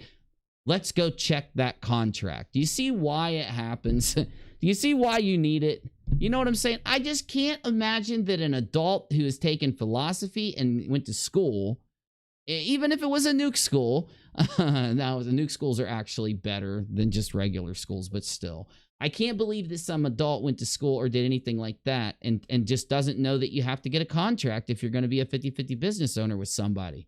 I can't fathom these arguments that are made. And I think that's another reason why people out there have a hard time reckoning. We got to get this done, though. Anyway, we've only got a couple more things to show you, and we're playing some video games. But let's get it done. Let's do a recap and let's play some games. I do, and get all the money from that. I don't think that's fair. I think that's slimy. I think that's underhanded. And I don't understand why. And I asked him, please think about this, what you think you're doing. This is too much, dude. If you didn't think it was fair, then you would have been complaining when you guys did your contract. You wouldn't complain now when you're kicked off, dude. Because you were taking money out of my pocket that we had on a handshake. And the fact I told my daughter, you will have something to have because this channel, the proceeds of it. Now, this is the ultimate debunk on him.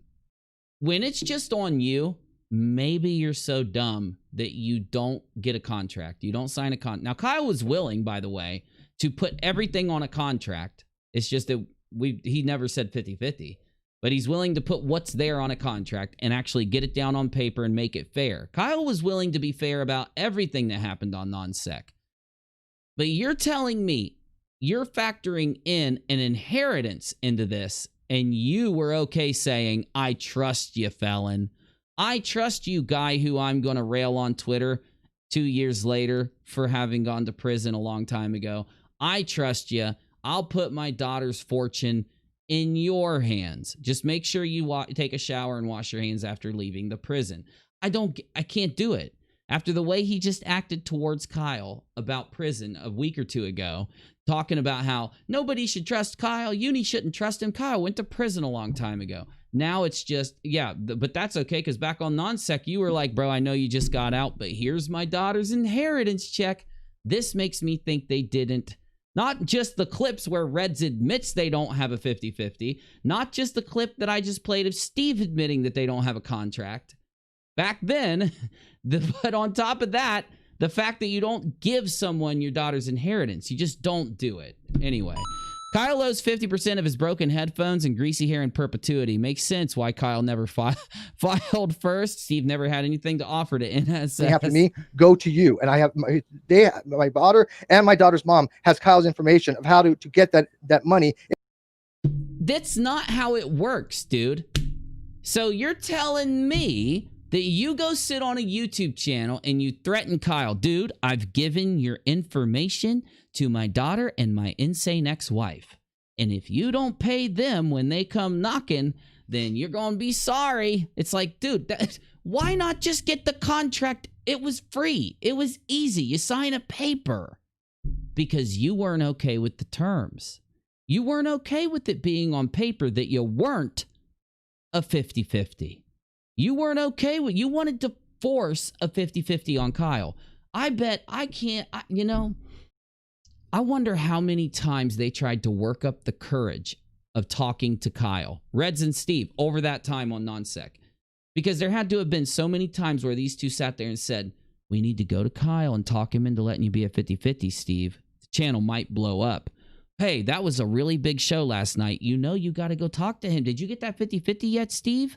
Me, Little Reds here, wants to spend some of that cash. We want to spend some of that Non Seq money. I'm only going to get that money if you get a 50-50 with him. How long did they, I wonder how long they tried to work up the courage to try to talk Kyle into a 50-50. Because for fuck's sake, I'm sorry. Let's go back. Let's just do it and get out of here. You don't say that. Navy, can you get me that timestamp again, please? Because I'll play this one, but while I'm playing this one, you mind getting me the other timestamp? I'll pull it up in Discord if I don't have it, but if you can throw it into chat for me, it would help out. Let's take a listen just one more time here because it's too much to handle. You have to remember something. This man is in front of a judge swearing under oath. And these clips exist. I want to say this one more time. I want to stress it to you because this is probably why he pisses his pants every day and screams at everybody. He has sworn under oath with these clips existing. I'll go to a lawyer tomorrow if I were you. Well, no, I can't sue him because it's a handshake. I would be going to a lawyer tomorrow if I were you. Well, no, I can't sue him because it's a handshake. I would be going to a lawyer tomorrow if I were you. Well, no, I can't sue him because it's a handshake. I would be going to a lawyer if I were you, says Bull. He says, I can't sue him. It's just a handshake. Now, I know I'm going to have to spell it out.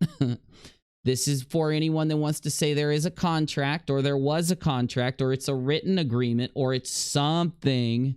It's just a handshake, guys. You heard it from his own mouth. But Uni, after 2 weeks, he started telling everybody it was a written contract. Doesn't that make it a written contract? You tell me. Was he lying here, or is he lying everywhere where he said it was a contract? In this video, Steve at 1337 talks about financials, Red's rhetoric, and 1349, try not to make it all about the money, Steve. Steve McCray 1404, I made this channel, I gave it to him. And Crystal, apologize or tell the truth. If the ex was crazy, it's because she lived with Steve's math and definitions. You know, that's right. I get that. You're right. I don't blame her at all. That's funny as hell.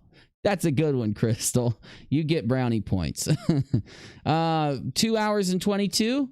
Yep, 222. Yep. And then, oh, no. I meant that. Shit. Maybe it was in this one. Yeah, you're right. No, it was 122. 122, something like that. Yeah, I don't know. Oh, but I can't forget David. David's been integral in the show. And by the way, can you, okay, again, you can't listen to this, guys. Listen to the way he talks here. He's talking like he's convinced his ass he's owned the fucker. Listen to him. Dave has been an integral part of the show, and I'm going to sit up here with these people watching and virtue signal about how important David was to the show.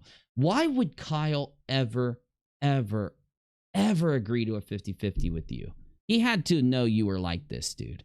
He had to know. You don't just be this way. You don't just become this way. You've been this way the whole time, dude. But I can't forget David. David's been integral in the show. And by the way, the VMix was bought for him. See this? He's so petty. He is so fucking petty that a viewer donated a VMix license to the show. And this dude is sitting here like, no, that's for... It's like, dude, once it's donated to Non Seq, Kyle owns it. He gets to decide what to do with it. He doesn't have to give it to whoever. He can give it to whoever he wants. If they wanted it to go to David, they would have sent it to his damn email or something like that, bro. Like, seriously, this dude is trying to take control of every donation. Everything. He's trying to take control of it. You can hear it through the whole freaking clip. 1 hour 42. Okay, 1 hour 42. All right.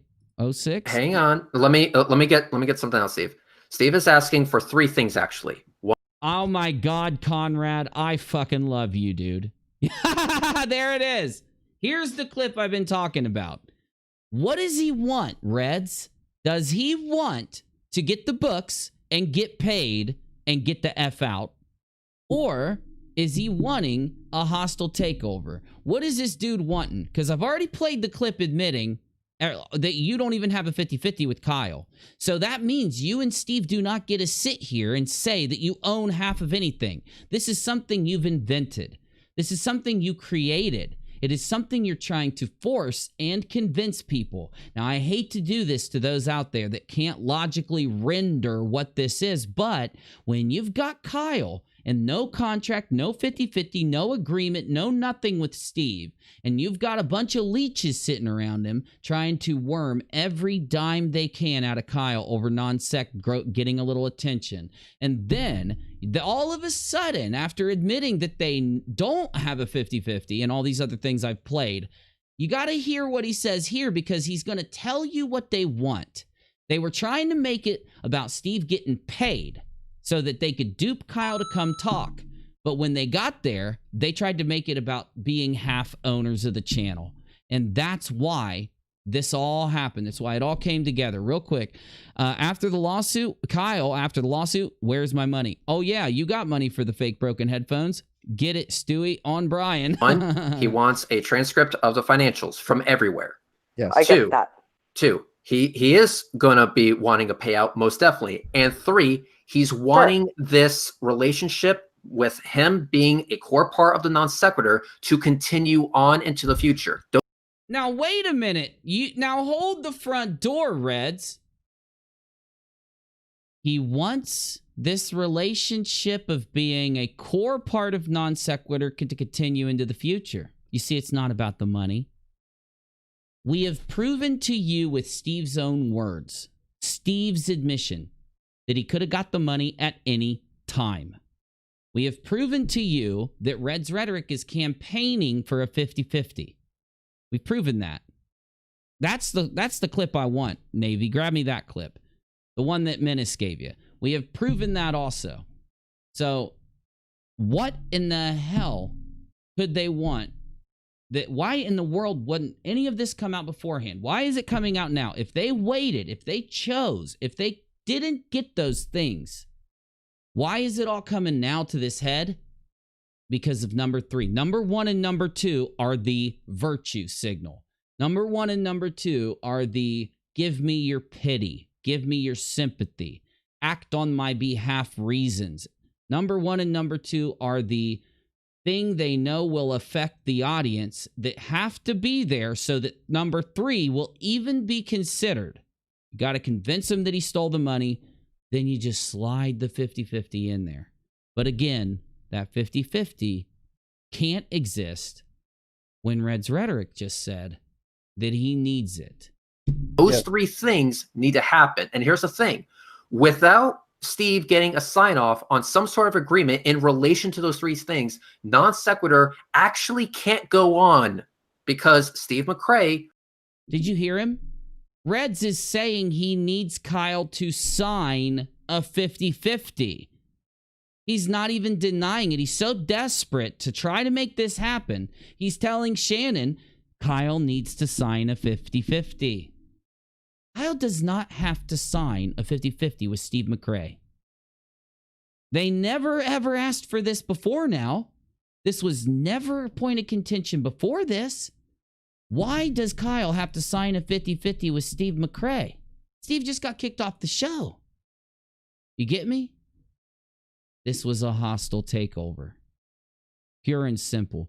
And proven. Provable with their own words. Was 50% of that. Now, Steve McCray is more than happy to work with Kyle in terms of how this 50% partnership is going to work.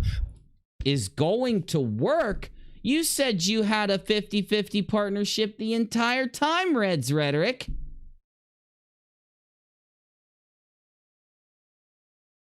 Wow. But it needs to be a partnership.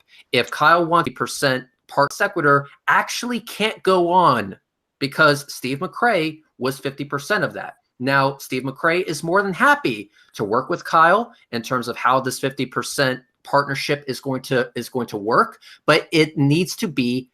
It's not a partnership. It needs to be one, says Red's Rhetoric, because it's not one now, and he's kicking Steve off. If he's a partner, Steve can't be kicked off the show, Shannon. He's got to sign a 50-50. Well, he's not going to. Well, then we're going to attack Non Seq and destroy it. We're going to take him to court and sue him. We're going to bully Katie Joy for a year for standing up and being on Kyle's side. A partnership. If Kyle wants Steve McCray. I need to make sure I get that. Navy, please put 142 into the current live stream room, please, if you will. Just write important hangout. Sorry about this space 14200. If you will, please. To take over the show for a week so he can have a vacation, that's fine. If he says, Steve McCray, you're going to do all the artwork and you're going to figure out the producing and you're going to figure out the guests.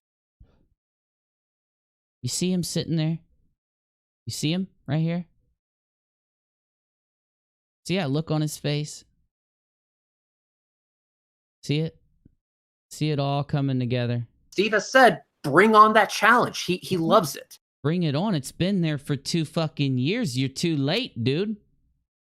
You're too late. Kyle said bye-bye.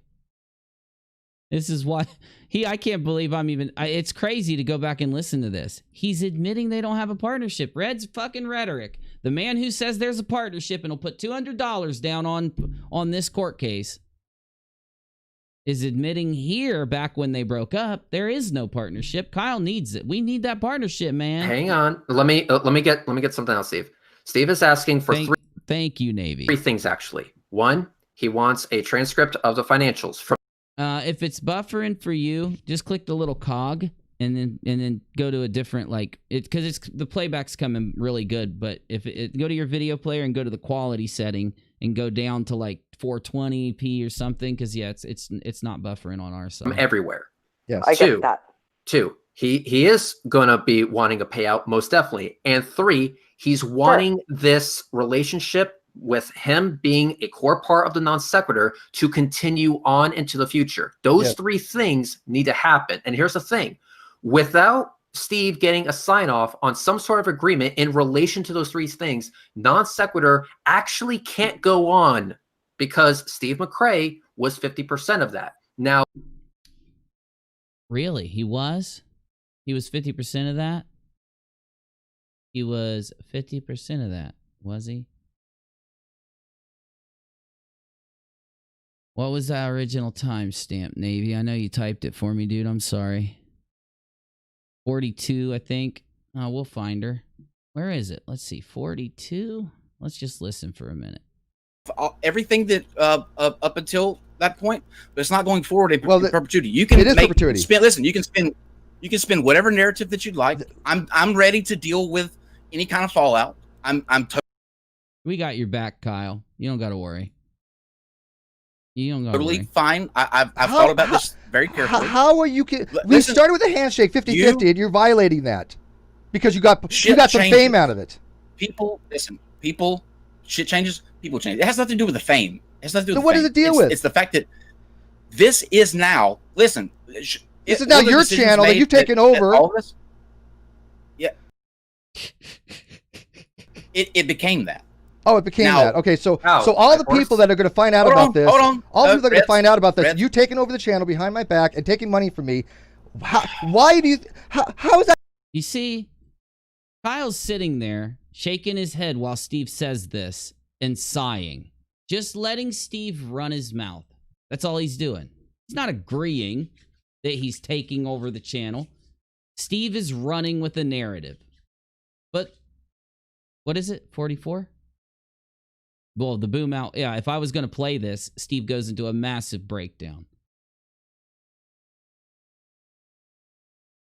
And that'll be done. Just 30 seconds. Just give me 30 goddamn seconds. Okay? 30 seconds starting now. Go ahead. What I think needs to happen is that we need to negotiate a proper form of payment up until this point right here. And then from there, work to make it 50% so that we can actually have equal. Kyle is saying no. Why is Reds proposing a 50-50 to Kyle? Kyle's saying no. If it's already been one, the conversation would have been, it's always been a 50-50. This little snippet here would have never happened.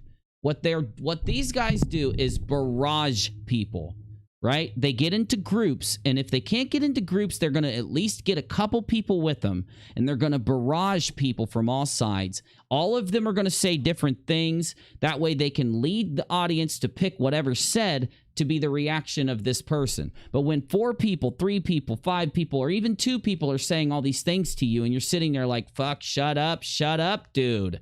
You know, you're not, you know, how do you know what they're agreeing to, what they're speaking to? That's what this tactic is. This should have been a one-on-one conversation from the start. He's saying, Reds is saying we a lot. He is, isn't he?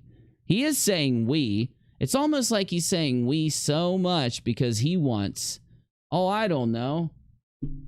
It's all about him having the 50-50. But Reds just said it. He just propositioned for the 50-50.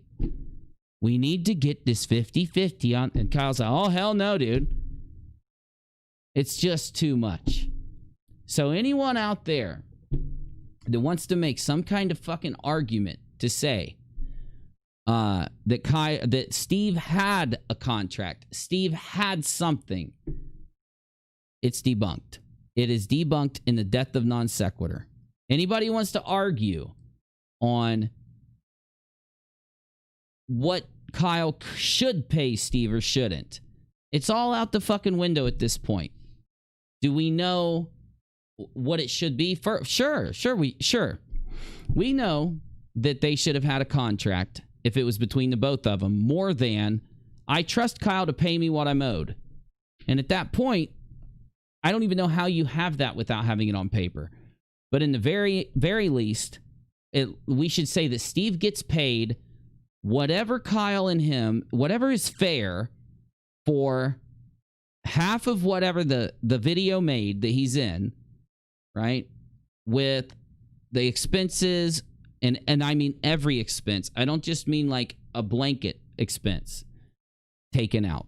And if Kyle says that he won't charge him for the graphics and the time he put in and all that, then maybe that'll be nice of Kyle, but he doesn't have to say that. Kyle can say, yeah, I'm going to charge $100 for this show. I'm going to charge $200 for that show. Kyle didn't even try to do that. Kyle was going to pay him 50% of every video that he was in, just straight up after the channel had its bid taken, because you have to be able to put the money back, the 30% or whatever the hell it is. So in the end, what is this anyway? What is this blurred out? Isn't that weird? Did you notice that? I never noticed that. Look, there's a box that grows. Watch this box grow. Agreement with me. This to the Non Seq announcement. So, what the fuck is this shit?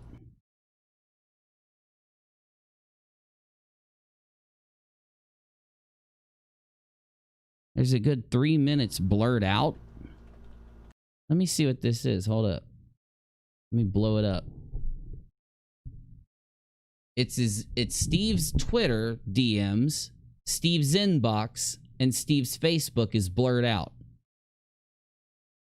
Huh. That's weird. Look right here. You can see it says inbox for his email, his Twitter, and his Facebook, and it's blurred out. That's really strange.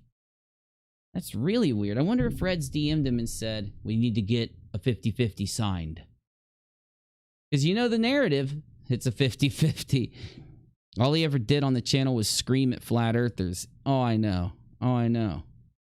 Yeah, his version of debunking is just throw a bunch of insults at him and then act like you're tough. Yeah. Where are we at here? Let's get it done. Let's start from square one and let's play some video games. 44 minutes, or 45 minutes, 50 seconds. The clip heard round the world. You can get the 50% for the... Hold on. 55. 50, the clip heard round the world. Has he? Nope. Yeah. So he's giving you no consideration. Do you think he's stealing from us? Gives me money, but he doesn't give me anywhere near what it's worth. Right, but do you think that if he doesn't continue with this in perpetuity, is that considered to be stealing?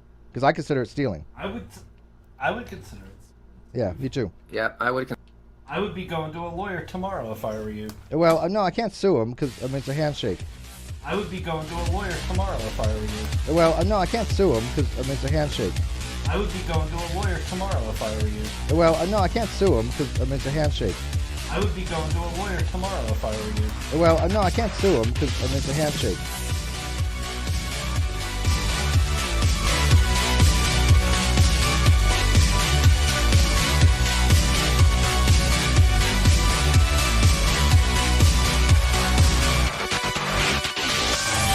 Steve McCray is more than happy to work sequitur actually sequitur Kyle.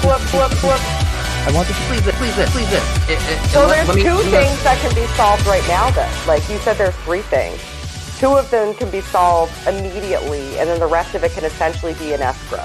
But do you agree? But do you agree Steve can have the financials, and Steve can have 50% of the money. With the, do you want that to happen tomorrow, Steve? I want the 2017 financials, and I'll take whatever the money is after I look at the financials. I've got to look at the financials to know what I'm due, because I'm going to be using those funds to fly, help. So even though somebody had paid for her flight down here, very generous benefactor, but I still have to pay for hotels. I think Shannon. Wait, what? He's going to pay for somebody's flight down here, and a very generous benefactor already paid for some girl's flight down and something else. What the hell is this? And saying she thinks she can get it. Yeah, you know, thanks, Suitor. For God's sakes, at least you come in, Nick, and say like, Steve, she's saying she'll give you the books and the money. That way this can be over. Financials was the very first thing I said, if you were listening. Okay. 2017, yeah. Financials, sure. Okay. Financials and money you're owed. But there you go. That's two of the things resolved right away that are your points of contention. Then everything else can be in escrow while you negotiate what happens going forward. Because it's not going to be resolved on this live stream. No, I agree with and anybody that thinks it's going to be resolved on this live stream is just waving their dick around. Oh my God, you're a superhero, Shan. Well, and here's the thing. I totally agree. But do you also agree that if gonna be everybody's business? I think that's a. I agree. But do you also agree that if the first two are done, that says absolutely nothing about the third thing, and that the third thing still needs to be discussed? You see, Reds is there to force a 50-50. I just played a clip where Reds is saying they need one. They need it signed. It is a constant, what is that word? Get ready to drink narrative. Then you've got Red sitting here while Shannon shows up, and they start moving the narrative to Kyle's a thief and he stole Steve's money. And now Shannon's saying, no, he's not, because he'll pay you now. Well, we don't want that money. We want to make sure that this 50-50 gets signed. Look, guys, let me do something I haven't done in a long time. Let me be nice to Steve McCray for 2 seconds, and then I'm starting a video game. And you're not ever going to have this happen again, so you might as well be listening up.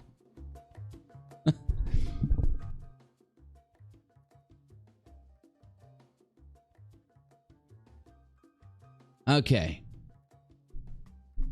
Oh, it's so hard to be nice to him. The guy is the most insufferable leech that's ever existed. I don't even think his friends will disagree. He is an insufferable leech. He must have somebody else doing the work, doing everything for him. It has to happen. It has to be that way. And I can't be nice to him. I can't even do it. He, throughout all of this, I don't understand why he would allow himself to look this way. Like most people would say, I did this. I didn't accept Kyle's offer to make it an LLC and to define terms. I didn't do anything that I had to do to make sure of anything. I don't know why my chat's locked up. Hold on, y'all. Most people would then say, since I didn't do those things, I'm not going to sit here now and act this way because it makes me look like what I'm being, which is a leech, which is a whiny baby, you know. So for people out there who want to give him every bit of charity, while you have clip after clip after clip after clip after clip of him lying to everybody. Direct statement this way, direct statement that way. Direct statement this way, direct statement that way. Gets caught in a lie by Shannon Q and goes flabbergasting all over the place. That's such a good word, flabbergasting. Yeah, keep that in the book.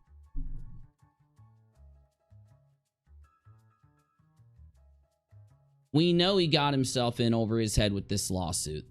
We know it because he himself admits he can't sue the man now. So what? Did somebody come up to him and say, hey, don't worry, I'm such a good attorney. Doesn't matter if you have a contract, doesn't matter what you did. Let's go sue him and take that show from him. You know, something just sits so wrong now, seeing him being the cockiest person over this last filing and being this way with these last few clips that have come out that really show the truth of what happened back then. Does that make sense? I'm trying here. I mean, that's the nicest thing I can say to him, is that if you want to be this way in the future, maybe learn the lesson that if you're going to sit there for 2 years and you're going to, you know, say, no, I'm not getting paid. I'm not, because, I mean, just think, we could go look at his previous payment. We could have Kyle produce his previous payment. And then we could say, okay, Kyle, here's what you paid him back then. It was not, you know, it was this much, and this, it at least could give us a weight. It's like everything that was done was specifically set to have Steve be given $1 million favors. Let's say Steve's telling the truth. Well, here, let me give you $1 million favors. No signing any papers. Put all the weight on my shoulders. I'll do all the work. I'll do everything else. But don't worry, if you ever get kicked off, you can just take me to court and sue me for half the show. It doesn't add up. So if I was going to be super nice to the guy, I still can't give it to him. Now knowing what we have now with these clips, knowing what evidence is there, because he could have... The most magical thing happened. Again, I've said this too many times, but let's get it out here. At the end of this new montage, this new smorgasbord, I encourage you guys to go watch Important Hangout. Sorry about this. I only have it because I downloaded it. It's unlisted. It's hard to find. But maybe we can get it out on Twitter and get the link and get it out to people if anyone wants to work on that.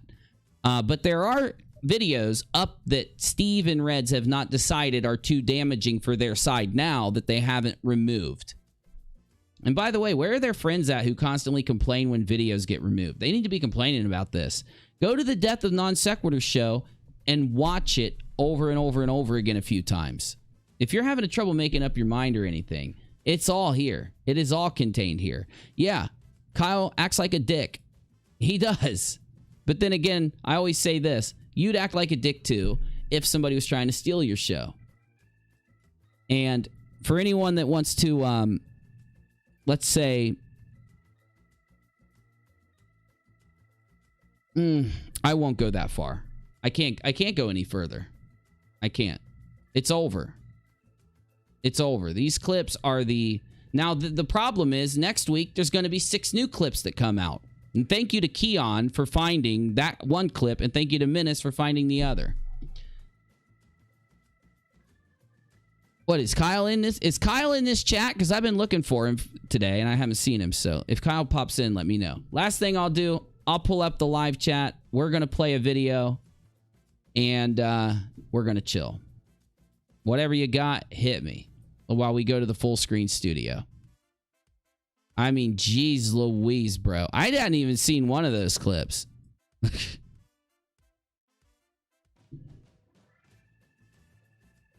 He obviously didn't want to leave a paper trail that might conflict with any other, etc. he was in receipt of. He basically screwing the system, or at least trying to. I completely understand your opinion.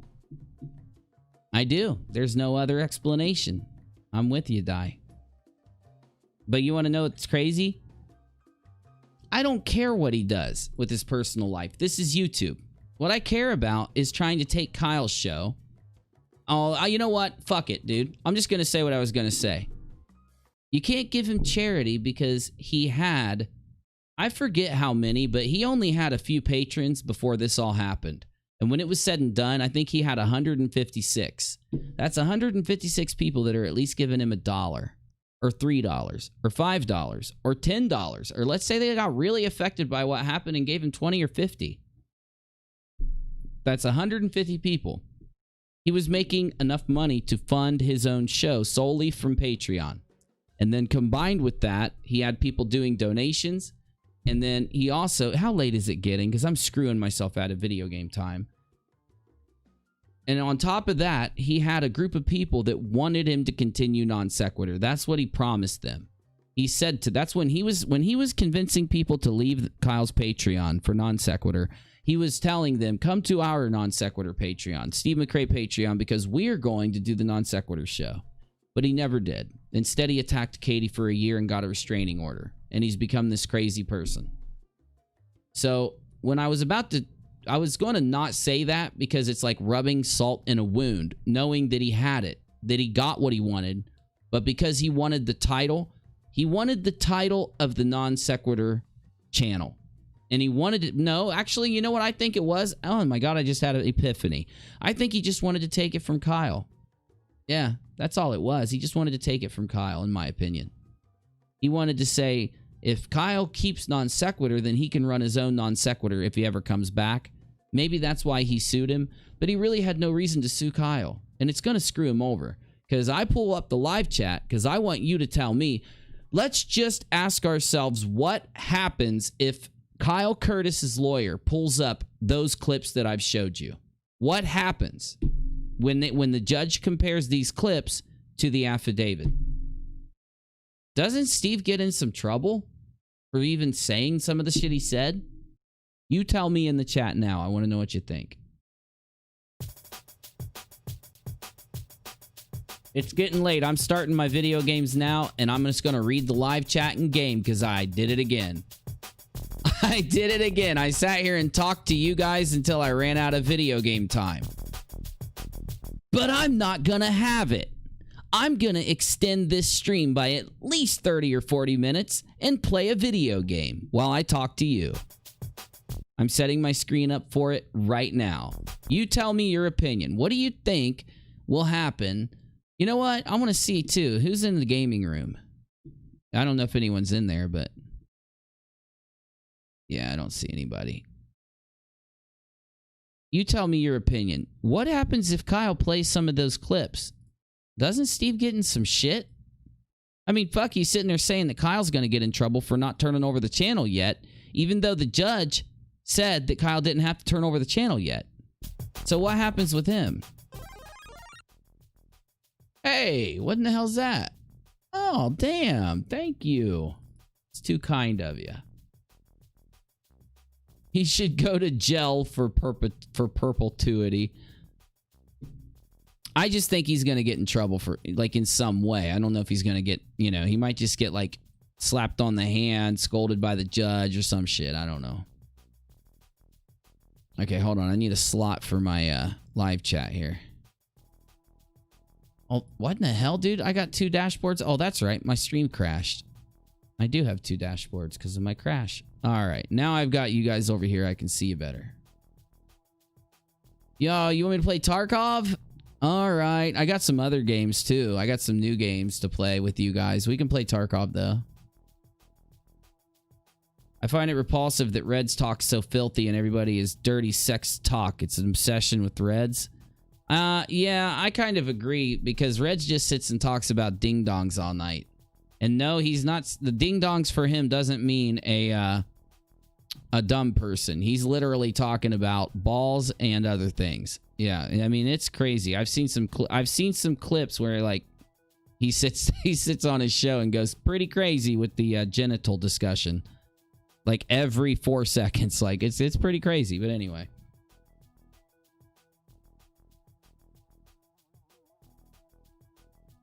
I guess we got to take a damn vote. I was going to... Oh, damn it. Damn it. I was going to show you guys Owen Benjamin's newest psychosis. I got too busy with the one lolcow. I forgot about the other. For those of you that don't know, Obenj just won a battle in court. No, he didn't win in court. In my opinion, he didn't. And many people have said that he didn't win in court. If you didn't know, Owen Benjamin took...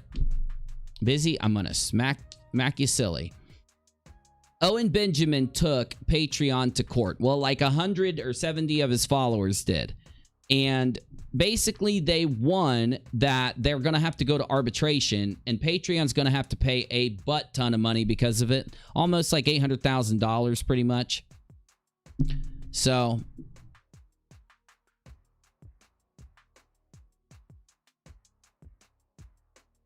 Did you get back to sleep? Oh, you're talking to Aussie Trish. Okay. I'm like, no, I haven't yet.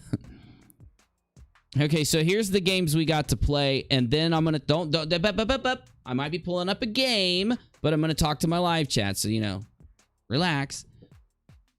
Here we go. We got a brand new game called Grounded, which is like basically Honey, I Shrunk the Kids, the video game. We've got a game called Carrion, which is where you play as a monster that has to eat all the humans on a spaceship. It's actually pretty cool. And we got Dead Cells, Bloodstained, and then we got Tarkov. So really, I don't mind. I'll play just about... And Tarkov's got a new update, so I kind of don't mind. We can play whatever we want. You know what? Let's just boot up Tarkov for a minute anyway. Only reason I didn't want to play Tarkov tonight is because I wanted to talk to the live chat. And Tarkov is not a live chat game. What's today? It's only Thursday, dude. Come on.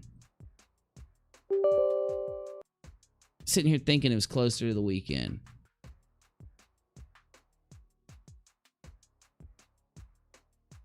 Uh-oh. Did my display crash?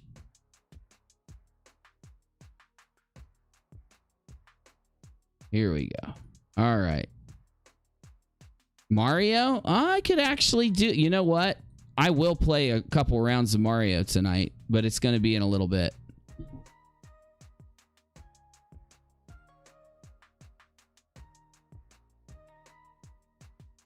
Damn, dude. 7 days to die, actually. Yes, you're right.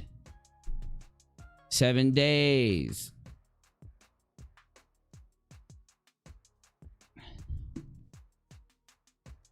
You know what? I missed streaming with you guys. You know, I said to myself, I'm going back and I'm talking about non sequitur. That's what I said too. I was like, fuck it. I don't even care. I'm talking about non sequitur. All right. If we're going to do this, first, I'm going to show you, I suppose. Good night, guys. Night for all you taking off that don't play video games. I am like hooked up on Tarkov. Like, I'm actually rich. I got everything upgraded. Everything's good. And let's go to the new area. I don't know. Let me go. I'm going to jump in the gaming room. Anybody wants to jump in, get in there. Let's see here.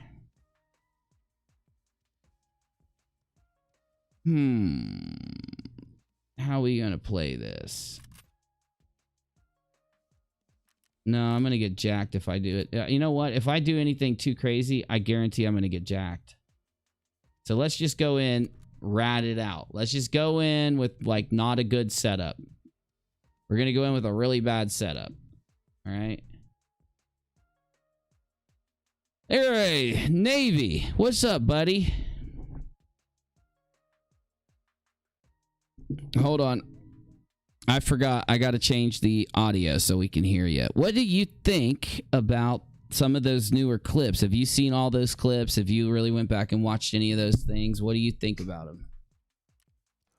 Well, I think that I think it just goes to show everything we thought before. Number one, that looking at even the stuff, the emails that have been put out before that Kyle put into his original affidavit and everything, it was that Steve knew that Kyle was in charge, and he was trying and begging to get him not to kick him off the show. And with what we're seeing in the video clips is the same thing, right? With Reds coming in and saying, well, we need to figure out what he's owed up until now, which goes back to the original idea that he was going to get, 50% of whatever show he was in. And then now Reds is trying to push them for a 50-50, from that point into the future. And that's what I think is exactly what happened. I think the handshake agreement was a handshake agreement for 50-50 of each episode that he was in, and he knew that. And then some little bird, little Red Robin, started whispering in his ear that, no, you need to go after more, you need to go after more. And then his generous benefactor stepped in and said, yeah, I'll help you with that. I agree, dude. Especially like with the amount of times Red says they need to get a 50-50 agreement in writing. That's kind of shocking because, Reds has like this this thing he puts on for YouTube and shit. Oh, hold on. We need our vodka if we're going to play Tarkov. I need a vodka and a bottle of water so that we can drink the vodka when we get in there. All right. And he's got this persona that he puts on for YouTube, and he's like this internet tough guy, honestly. And, he's up there telling Kyle that you need to get this on paper. We need to do this and make it official and shit and all this craziness. All those clips we heard, none of it comports with them already having a 50-50. None of it adds up. None of it rounds out. Only are these things said if you don't have a 50-50, in my opinion. And I find that fucked up. I find it pretty fucked up because you compared that, like those streams now, to what you've heard them say since then. Yeah, dude. It's like, it's fucked. Well, the interesting thing is you don't hear Steve talking about how Kyle relegated him out, down to 4 shows a week or 2 shows a week or whatever, because he knows if he brings that back up, that simple phrase indicates that Kyle was in charge of everything that was going on. You're right. You're right, dude. So how in the world do those guys... Do you think that's why Reds privated that or unlisted that stream? Or it could be privated by now, but it used to be unlisted. Because it had like 20,000 views or something. So why is he just like putting that thing away? I think that's when everybody started downloading it. When they were like, this dude straight up unlisted that shit. I think they went back and watched it. Or somebody came to them and said something to them. And it made them, you know. Well, I think it's just like with everything else that whenever Reds does a live that he knows has stuff in there that he either can't explain or doesn't want to explain later on, he privates it. And especially with this, because he knows that that conversation of what was going on in there doesn't look good for Steve at all. Because of the fact that he had to step in and try to negotiate a 50-50 agreement at that point in time, he knows it doesn't look good. Yeah. It's kind of mind-boggling, bro. Like, I'm serious. Like, it's pretty crazy. Well, I mean, it's I know you heard this term in the military as well. It's CYOA. They're covering their own ass. Cover your own ass. Yeah, and that's exactly what they're trying to do. The problem is, though, it's the internet, and there's no CYOAing on the internet. Somebody somewhere either has it or knows how to find it, and so you're going to be SOL either way. But damn, dude, like, how does he reconcile? See, and I guarantee you that's why Reds won't debate me. Because I started showing some of these little clips over the last few months. And before I debated him, I busted out the Shannon Q clip. So, you know, seeing these clips surface, Reds doesn't want to be asked these questions in front of his audience. He doesn't want these clips played where his audience will be exposed to it. Because, I mean, you got to remember, like, a lot of his audience, they are just logical people that have been convinced of something. They're not just like bad people that are like, yeah, we like Reds and Steve, we'll let them do whatever we want. That's not what's up. Yeah, exactly. I mean, and they're just trying to spin it because, like I said, we said before that Steve started with talking about the in perpetuity, and his daughter and everything else, and he has gone from that to the fact that Kyle stole money from the fans. So, I mean, it is just a whirlwind of change that has been going on because they realize that they're losing people. The more they kept saying that the original stuff and people had to go back and look at the original videos, they need to change the narrative. They need to turn it around to make it look like Kyle was somehow a thief. And it's not bad. It wasn't enough because no one believed he actually stole from Steve. That now Kyle has to be stealing from the fans. Which is hilarious that kind of rhetoric came out after you went after a certain group of people for doing just that. Yeah. Di says that Red says near the end of the video that he will not delete that video without both Kyle and Steve saying so. He can't delete it or make it private because it's out there, so he had to unlist it.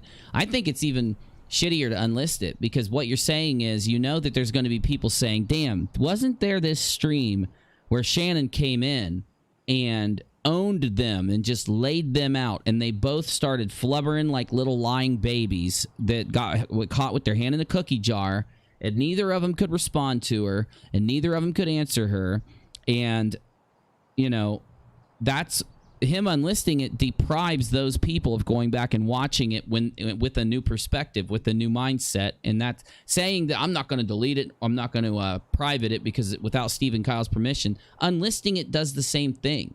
It prevents people from finding the video without having the link. And who's going to have that link? I never got the link for that video until I went live, and somebody luckily had the link. And they were like, oh, dude, I know the video that Shannon Q came in. And that's when I got it. So that video just opened my mind going back through it. I'm like, this happened? Like, holy shit. And it just seems so fucked, dude. Like, you can't watch the death of Non Sequitur and then watch that video and then come out of it, you know, not believing that they were trying to take the channel from Kyle before Kyle kicked them off the channel. And what's Kyle thinking? He's probably sitting there thinking like, oh, fuck, I went to the wrong map. Sorry, that's not what Kyle was thinking. I just went to the wrong map. Kyle's probably sitting there thinking like, are these two motherfuckers trying to fucking steal my show? Are they trying to take it? Oh, oh, fuck, it's a team. It's a fucking team. Oh, and a grenade. Damn, how did they spawn so close to me? That was crazy. All right, go ahead, man. Sorry. Come on, I need you. I need you, Bino, BCP. Get in here, bro. If we're going to be fighting teams, I need you guys. All right, go ahead, man. You know, and the funny thing is, though, and this is what's crazy, right? They speak all this stuff about how you lie about what you're saying and you spin this narrative and all this kind of stuff. but they private the one video that people could go back and see the source information for. And so instead of that, all they have left are the videos that you've done that include parts of the video. Yeah. So they're literally pushing people to your channel by privating that video. Well, what they're doing is they do their best to try to stop people from coming to my channel. They put out a narrative that the first thing Reds did is say that UNIRock loses all of his credibility. That was Red's first thing there. And, you know, why would he put that out when he could come debate me, when he could come own me, according to him, you know? And that's what he does. Uni loses all credibility. He's telling his audience, you know, Uni's, you don't want to watch UNIRock now. Of course they don't. Of course they don't want them to watch me. They shouldn't give two shits whether those guys see my show. But they do care if they see my show because they know that, you know, I've got these clips that completely change that whole fucking mindset for anyone that sees them, and they're trying to keep their audience from realizing it. You know how many times I've challenged Reds since he won't debate me just to pull up on his channel and watch some of those videos that I've done that contain those clips. He will not do it. Okay, you won't debate me? Take these videos, put them on your channel, and then own me there. Like, react to them and own me like you would if you were debating me. He won't even do that, dude. He is that scared. Oh. These will take M80s. All right, we're taking M80s.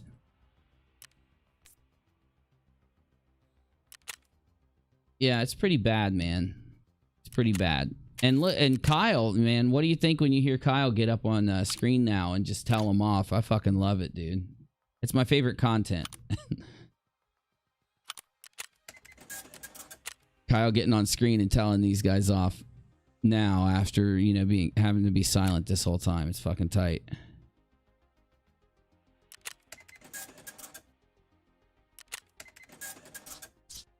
If you're talking, we can't hear you, Navy. I don't know if you're losing connection or something. You might be. I know you're on your phone, so just to let you know.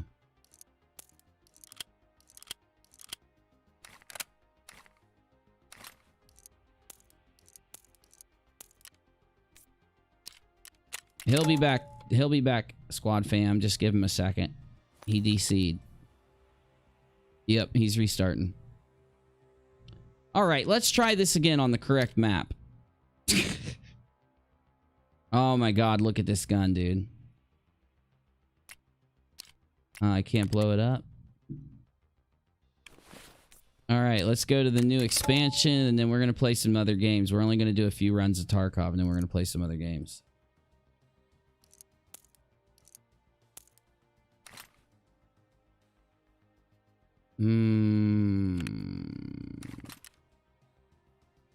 No, fuck it.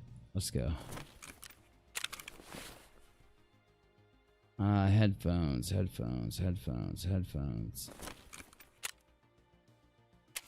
about to sell the RSAS because I don't have Bino here anyway to go in with me for the RSAS Destiny, so.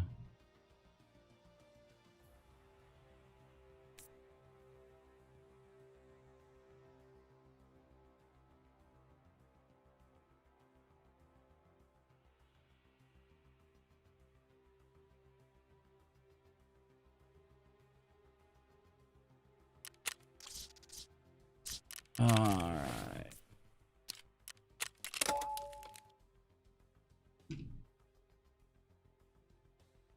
All anyone has to do is watch both the videos we're showing us tonight. It's the most truthful version of the Non Seq Show events. I agree. That's why I call it the truth of Non Seq.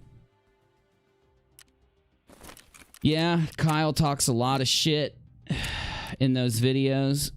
But what you have to do to believe that Kyle did anything wrong or stole the show or anything, Reds knows his place right under Puck. Well, yeah, if you're gonna try to like get caught, like what a lot of people are doing is they're taking what Steve is saying in that clip, and then when Kyle talks, they're assuming that Kyle is reacting to what Steve is saying, and that's not what's going on there. Rachel, I don't even know how Kyle sat there listening to both of them and just, you know, played along. Rachel, can you go switch these out, please, real quick, honey? Can you switch this out for me real quick? Thank you. Don't smack me. I said Rachel. She hates it when I say Rachel. I'm what you call a shithead. My Discord and phone messed up. Be back. Oh, I know, bro. I figure you were just restarting, man. It's all good. We're waiting on you. Jump in whenever you can. Oh, Bino's going to be around on the weekend? Hell yeah, bro. We will be streaming some games. There's a new game. I'm going to show it to you guys after we do a round of Tarkov or two where I don't get jumped by a team right when I start. And there's these new games, and they're multiplayer, and they're going to be tight. You guys are going to freaking love them. One is Honey, I Shrunk the Kids. It's just straight fun. It's straight fun. It's pretty freaking fun. So all the monsters you fight are like big ants and giant ladybugs and shit like that. And it's a survival game, so you have to be shrunk down. You're this teenager that gets shrunk down, and you've got to go around and try to build like a hut and eat and survive and everything and figure the game out. It's actually fun as all get out. It's actually fun as all get out. Hey, what's up, bro?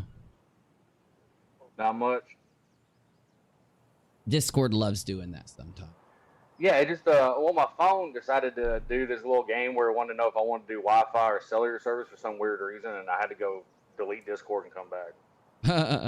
I know, dude. Every time I do a scope, that happens to me. If I do a scope, I'll walk from the house and I'll be like, I forgot to disconnect Wi-Fi, and then I'll have to restart it. Hi, friendly shithead. That's us. No one will ever know the full truth. Even Kyle and Steve don't know the whole truth of what happened, and it involves them. You know, Di, I'm with you there. I'm with you there. Because it is a little bit opinion-based. Because I wanted to ask Navy this, so I'm glad Navy's here. Because we are going to talk about it together. Navy, what is your opinion on whether or not... Let's run some hypotheticals. What do you think if Steve and Kyle sat down and discussed... what the terms of this podcast... did I do it again? Did I go into fucking reserve... or I'm sorry. I went into the reserves again? I did go into reserves again. God damn it. I went to the wrong map again, y'all. I'm fucking stupid. It's okay. I'll extract and we'll head to customs. Okay, here's a hypothetical. What do you think about if let's say Kyle and Steve sat down... and talked like a little bit here and there and about their terms, and let's say they did have a conversation where they said, yeah, we'll do this 50-50, and then they talked again, and Kyle's saying, no, I changed my mind, I don't want to do it 50-50. Then go on. What do you think like happened, or how would that work if they went back and forth a little bit on the terms? And how would we believe that they even set the terms with the information that we have, with all the different stories Steve has told? I just don't know how we are even supposed to believe that they even knew what the terms were. I think both of them were confused on the terms and what was happening myself. But what do you think? Oh, man, it's completely understandable if, they had this channel and Kyle was running it and Steve went to him and said, hey, I'd like to do some kind of 50-50 thing. And Kyle's like, all right, we'll take a look at it. And then, stuff started happening with some of the guests and stuff like that. And Kyle's like, no, I don't want to do this anymore. Or not anymore, but I don't want to entertain the idea of you doing 50-50. And then he starts, relegating Steve down. I think it makes sense. But the thing is that if they really were going to do, and anyone will say this, they've been saying this forever, right? If there was an agreed upon 50-50 for the entire channel, the only thing you can do, because you're talking about two people who have never met each other in person in the entire run of the show, right? They never saw each other in person. They never met, yeah.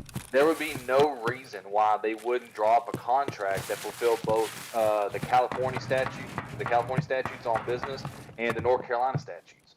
So I don't that's the only thing that makes sense. This handshake agreement crap doesn't make sense on two people who have never met each other in real life. It does not make any sense whatsoever. Two people. It's like me coming to you and saying, hey, let's do 50-50 on this channel, but I'm not going to do any of the work. I'm going to piss off all your guests, and I want it even after I'm dead. I'm with you. I don't believe it either. don't write out a contract. We'll just handshake it, which means I'm going to high five my screen, you high five your screen at the same time, and then you know, somehow we're partners forever. I don't understand that. I don't think it can be done. I think that's Steve. See, one thing I've noticed about McCray, he will make he'll make an argument for himself if he has to. He will create an argument. He will argue it as if it's reality. He will get his friends to come in and pretend like that argument is reality. He'll go to the lengths of having meetings with them, sitting down and telling them how it's going to be and what is going to be said. And we all know what happens if you disagree with him and how he treats people. So none of them will. So he gives out the orders, and that's what it is with him. And oh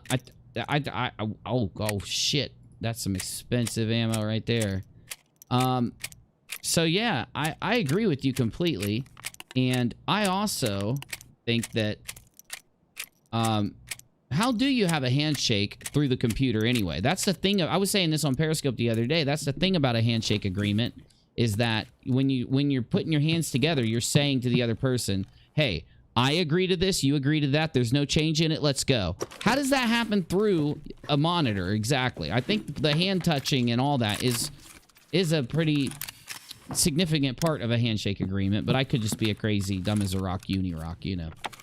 I mean, it's the basic definition of a handshake is that you have to have two hands that shake together. So I'm just saying. I get what he's saying, though. I think what he was saying as a handshake agreement back in that... Damn, I'm finding the loot in this run. Oh, someone's coming. Time to fight.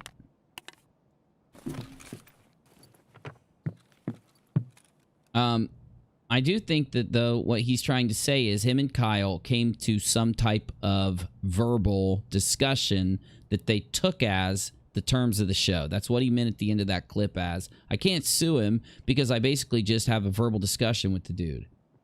Oh. Yeah, on. I mean, Come say hi. Very possible.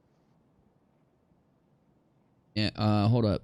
You need to explore the water bears on the Strength Kids down. Too much water. Steve lost words. Uni unheard. And Kyle said it became that because it may have talked about being partners. Then Kyle did all the work. Steve refused to sign docs and destroyed the company. Yeah, Crystal. There's a million reasons for what Kyle said. He could have just been being snotty.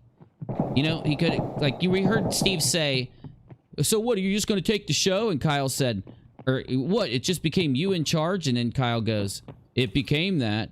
And it's not Kyle saying that he took the show from Steve. It's Kyle saying, we got together to do a show. You wouldn't sign anything. You wouldn't do anything. You didn't show up. You didn't partake in it. You just left it all to me. And that's what it is now. Because it's true, legally and everything. And then after harassing Katie Joy and attacking Aaron Raw and attacking Dillahunty, yeah, I mean, it's pretty fucking straightforward, in my opinion, what Kyle was saying. You kind of have to take what Steve was saying and then charge Kyle with those words to come out the other end saying Kyle's admitting to stealing the show. But that's what they wanted. That's why they were recording him. That's why they were doing that. They wanted to get Kyle mad. They wanted both of them to appear as if they were trying to take his show from him and then have him come back at them and record it so they could use it on the audience. And they did.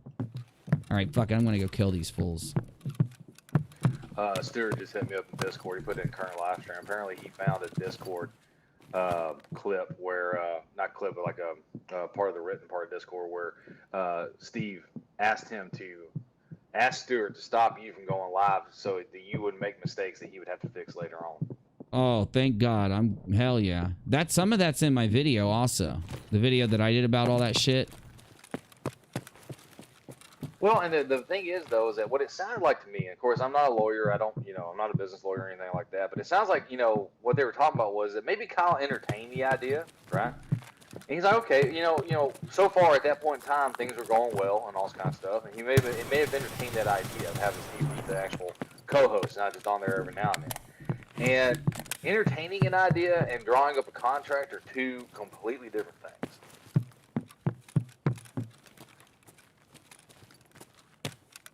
Got one.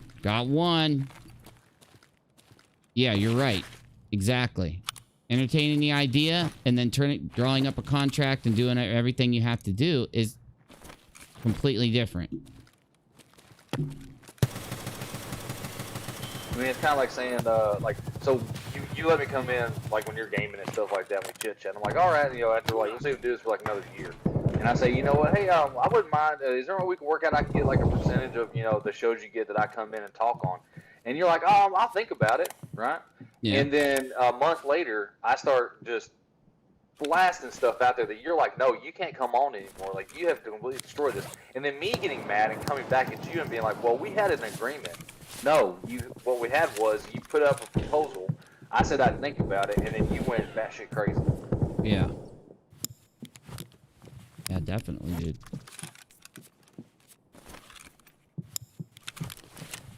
He did destroy the show. He fucked over the biggest guests. Yeah, exactly.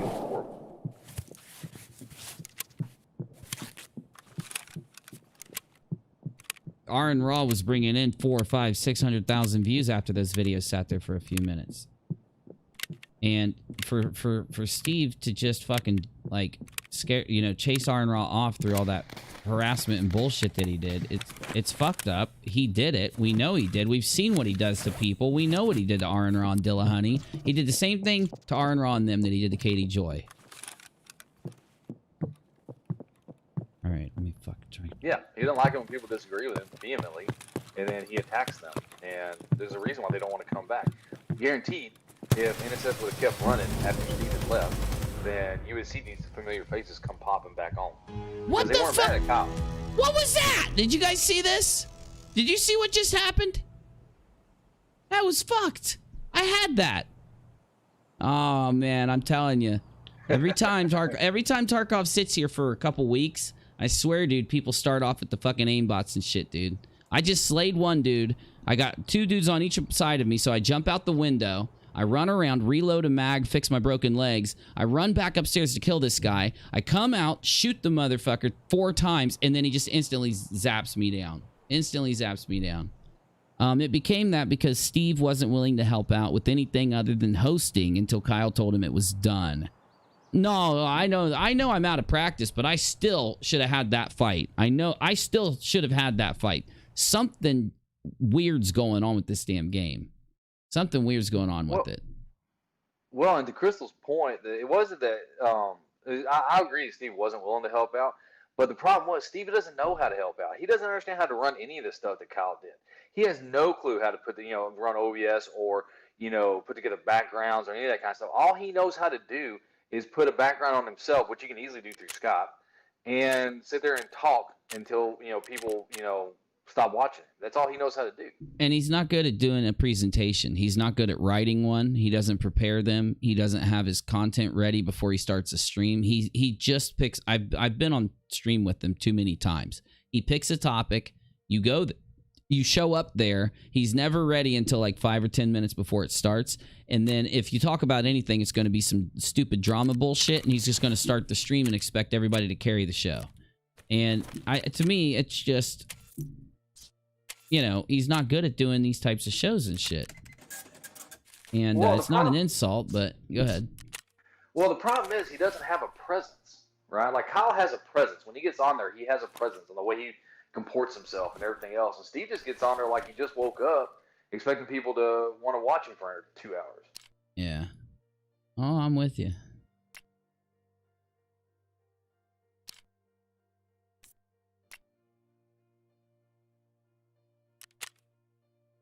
Oh, come on. I don't have enough fucking money, dude, for that. Well, here. No, you're right. You're right. And that, I think, is the main reason why anytime that he went live after he gained all the Patreons from Non Seq, every time that he would go live, it would be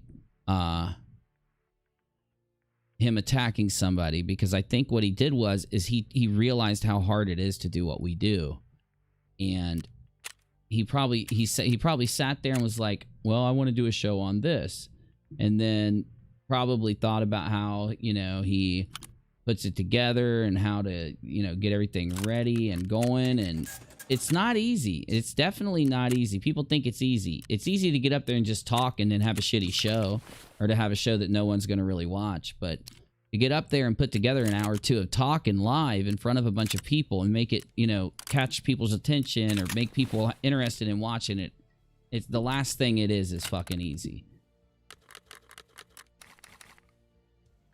Well, especially when you do what you do and do it by yourself, right? So you get there by yourself and doing it. It's easier to draw the attention when you have two people, right? To work off each other and all this kind of stuff.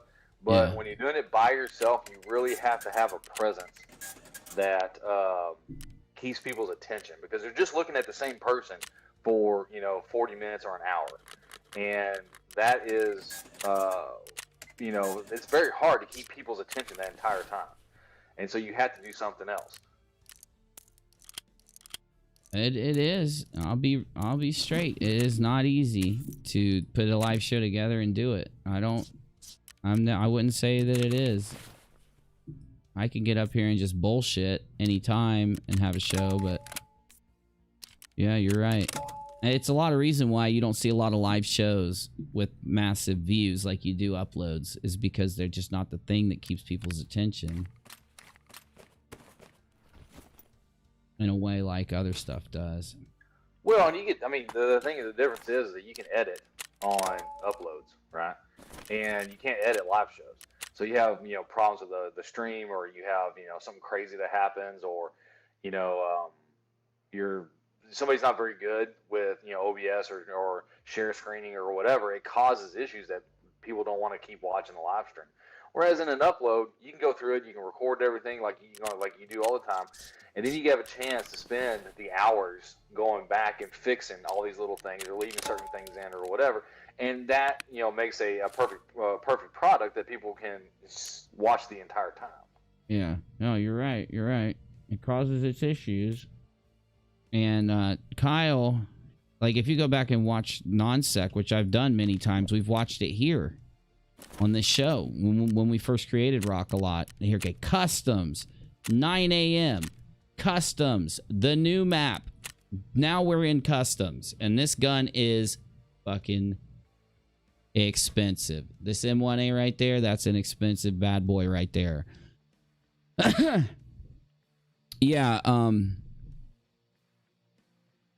I don't want to be mean to him. I know he's like suffering from psychosis and narcissistic no, he's suffering from narcissistic psychosis. I honestly feel bad for him at this point. It's kind of embarrassing for those clips to be there, to realize, really, what do you think about a person after you see them take such a very significant event, like him convincing YouTube that someone else's channel actually belongs to him? I think one of the greatest clues is where he argued that he was going to have Kyle taken off of the business. He's convinced his audience that, and he really has, he's going to go to court and get non sequitur. Then he's going to go, and at the end of all of it, he's going to petition the judge and say, see, Kyle's a bad guy, so you can take him off of the business. And that's just not how businesses work. If they really did have some contractual 50-50 and the judge said, we're going to have to abolish this contract, they would make them abolish the entire business and restart it. They would not just hand it over to one or the other unless they agreed to it. And Kyle wouldn't agree to it. Steve wouldn't agree to give it to Kyle. So how is he going to get Kyle taken off this? And another thing is, he's acting like winning the lawsuit does something good for him. He can't even use non sequitur if he wins the lawsuit, because the lawsuit makes it a 50-50. So if Kyle says, do not go live on this channel, after his lawsuit is over before he even wins. If Steve McCray ends up going in there and pulling off a fucking miracle, he's not going to be able to go live or do anything on Non-Sec without Kyle Curtis's 50% input and permission. So I just don't see how anyone can miss those points when looking at this. It's like, you're not getting the show, you're getting half of it. Look at your affidavit. Your affidavit says you're a 50-50 partner. But damn, dude, I bet Kyle is just sitting there with his feet up, drinking a glass of wine or something, just having a good fucking weekend coming up.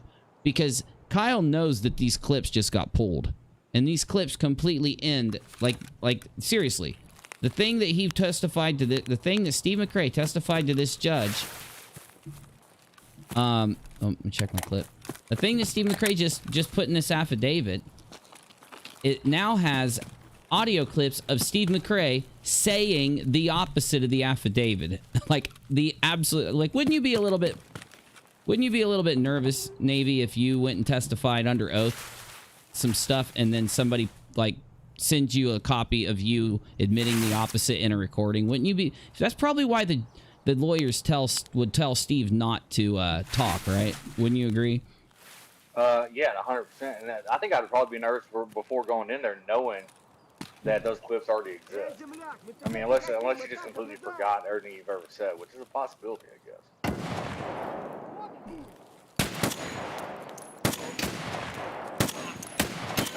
Elias Webb reached out and said you need to check the comments in the Without a Crystal Ball stream from earlier. One is a spam link, and the other is a link to a Katie hate channel. Will do. That's how desperate those Katie haters are. They go around and leave comments on Katie channels for people to come check out their channel. They're desperate for views. Like, that's some desperate shit right there. Skeptical Steve, I think Steve's end game was to get a default judgment, and he believed that Kyle would never respond. Yeah. And now that Kyle has responded, he is what's the word? The French term is lay screwed.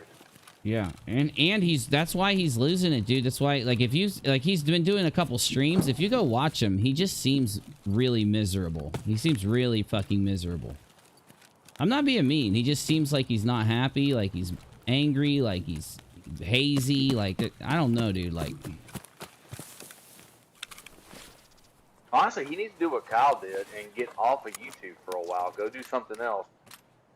That's the thing I think that probably makes him like drives him crazy too, is that Kyle has a marketable skill, and so when Kyle left YouTube, he has a business to run. He has things that he can do and outside contracts he can get and working with actual people, and that's what Kyle does, right? I mean, Kyle came in and he was talking to you the first time you interviewed him. He was like, "Yeah, I have work that I'm doing," you know, and Steve can't do that. He doesn't have anything marketable that he can actually leave YouTube and go take a respite or whatever, and then come back and, you know, refresh himself or whatever. He didn't have that. So it's just very pathetic. Yeah.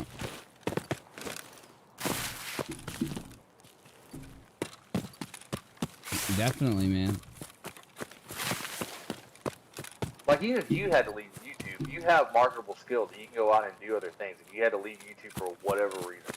Yeah, I'm disabled through the military now, almost fully. Like, I'm at the very tippity top of the disability, so I'm set until I fucking croak, dude. I mean, but even if like even on top of that though, like, you have, you know, skills that you can do with computers and IT and stuff that you did even before the military, that you could turn into a business that you could run from home. I was doing it before I started on YouTube. I was going and doing freelance networking and system repair before the military. So I could just go back to that if I really had to, you know. I just love YouTube too much, though. And being disabled, that's just, you know, the perfect job. I can just throw stuff up online and, you know, it's just tight. I just almost got headshotted. I heard the bullet whiz by my fucking head, dude. Like, it was psycho. If anyone's wearing headphones, I know you heard that.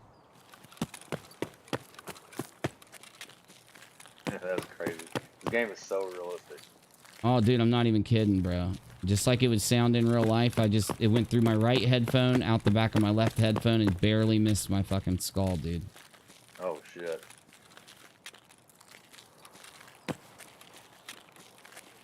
I know where these guys are. They're right over there. There's at least 2 of them.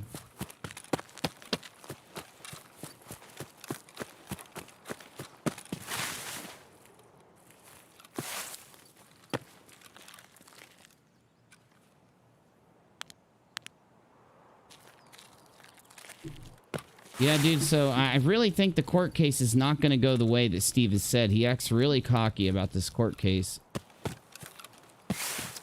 I just don't see it going his way after seeing these clips combined with that filing. Yeah, we haven't talked about the filing live yet on YouTube. What did you think about the filing? You've seen it, obviously. What did you think? Oh, yeah, no, I read the filing probably twice, 3 times. And I'm going to say this, like, I read through the stuff that Steve's lawyer had filed, and it was kind of a jumble, and it was kind of hard to understand what he was trying to say. to an extent. Like I got the basic gist. When I read what Kyle's lawyer put in, it was so clear and concise and very to the point that it was like it read like butter. Like you could just read through it so easily and understand exactly what she was talking about. The quote that she put in on page 4 for anyone that was wanting to read it is hands down probably the one thing that told Steve to go F off was that although like the recipient or whatever may be aware of the suit, if service was improper, then the court has no jurisdiction, right? Was, I mean, hands down, a direct fire response. Shot. Yeah. Yeah. She took several shots at Steve in that filing. Like, you can tell that Kyle's lawyer has watched Steve's response, a couple of his responses. And she slayed him with actual case law that directly goes against all of his bullshit out on Twitter and his channel. She slayed him with it. And hands down, Minister Sobriety's last video, where he goes through and explains why these cases don't have to look exactly like Steve's cases, from someone who's a layman who's not a lawyer, is 100% one of the best videos he's put out. And then of course you have Nate the lawyer's videos on explaining everything from the lawyer perspective, and it's just I mean I don't see how anyone who can see this stuff and then go read it themselves doesn't agree and see that Steve doesn't have a leg to stand on. Well, that's like that was Steve's response. Remember, he said, well, this lawyer, Kyle's lawyer, those cases, that case law that she referred to, it doesn't even match. The outcome doesn't even match my case. It's not supposed to. You don't have to pick cases when referring to case law. You don't have to pick cases that exactly match your case. You need to pick cases where specific laws were used in a relevant way to the laws that you're trying, or to the case that you're using, right? So yeah, exactly. It's so even I think everybody knows that. All you got to do is watch Law and Order once to know that. It doesn't matter, like, if, well, in this case it didn't get thrown out. So what? The point that she referenced wasn't the end of the case where it got thrown out. The point that she referenced has to do with whoopsie.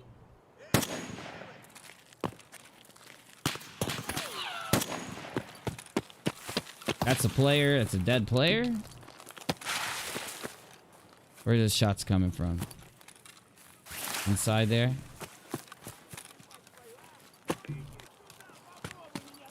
Oh, I know where he's at. Let's go fuck these dudes up. Yep, yeah, oh yeah, poor guy. Oh fuck, dude, the scavs are pissed. Oh, I'm dumb.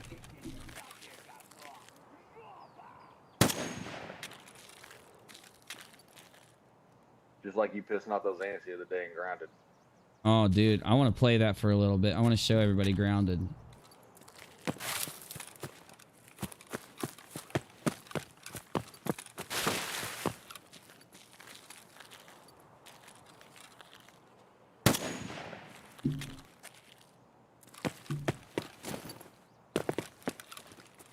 Oh, I didn't know this. Dark Chaz is a 90% disabled vet and can attest that work is optional. Well, thank you, bro. I know, yeah. Isn't it nice, Darth? Just nice living the life, dude.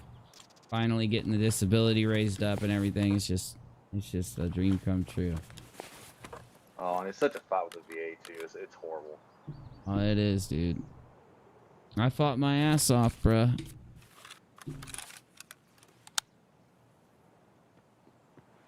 Oh fuck. Put your gun. One thing they say in the military: go to the doctor for everything, so they can write it down.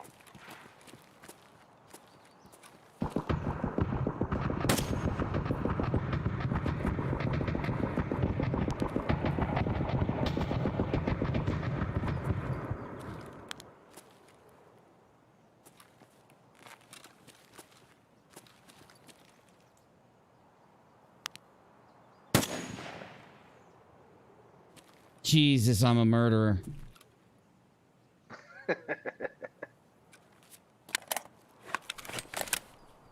Bro, you should have seen that clean ass headshot. Oof. Oh, I saw it. I'm watching it right now.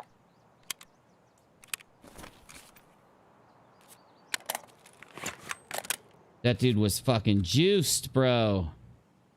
Let's go check him out. I shouldn't go. I should wait, but I'm going. He had too much juice, bro.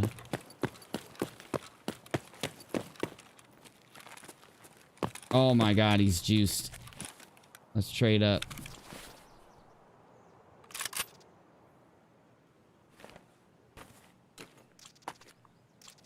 Oh, he's fucking mad, dude.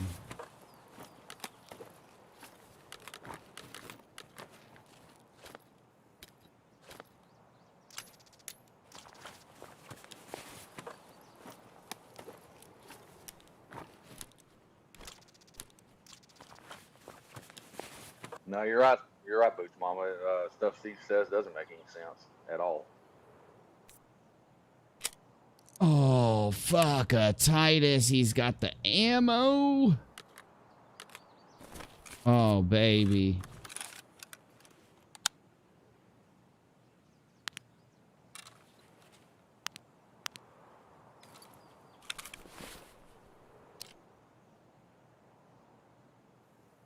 All right, here's what we want to do here.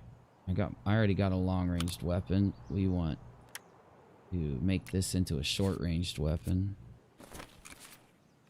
BP ammo on it. Oh yeah.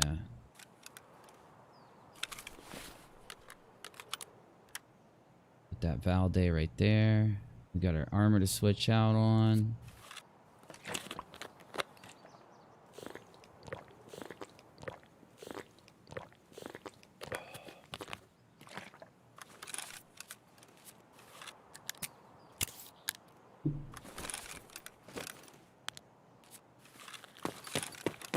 Fuck, I gotta get out of here, bro. This is a death lane, dude. I'm gonna die if I stay here.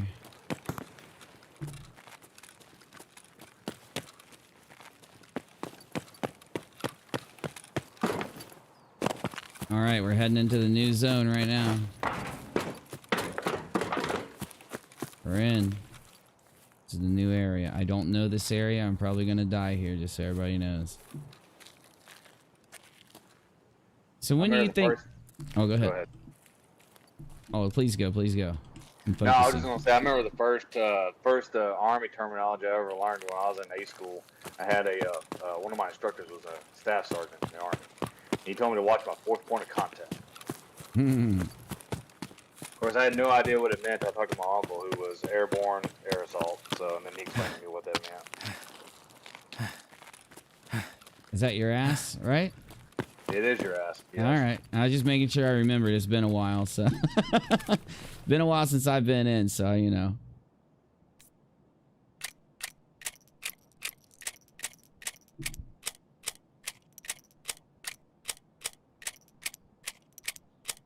This is one of those funny ways we get away with saying stuff, and you know, without actually saying stuff. Oh fuck! Here we go. Got another fucking dude coming up on me, dude.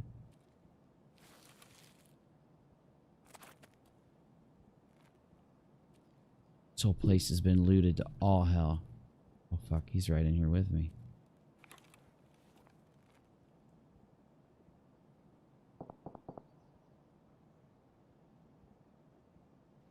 So I enjoyed your video you uploaded today about the aliens. The Bob Lazar thing? Yeah, about the UFOs and the vehicles and all that kind of fun stuff. It was an interesting video. Really well done.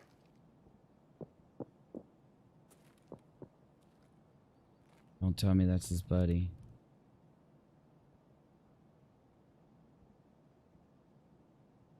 I just fucking murdered that fool.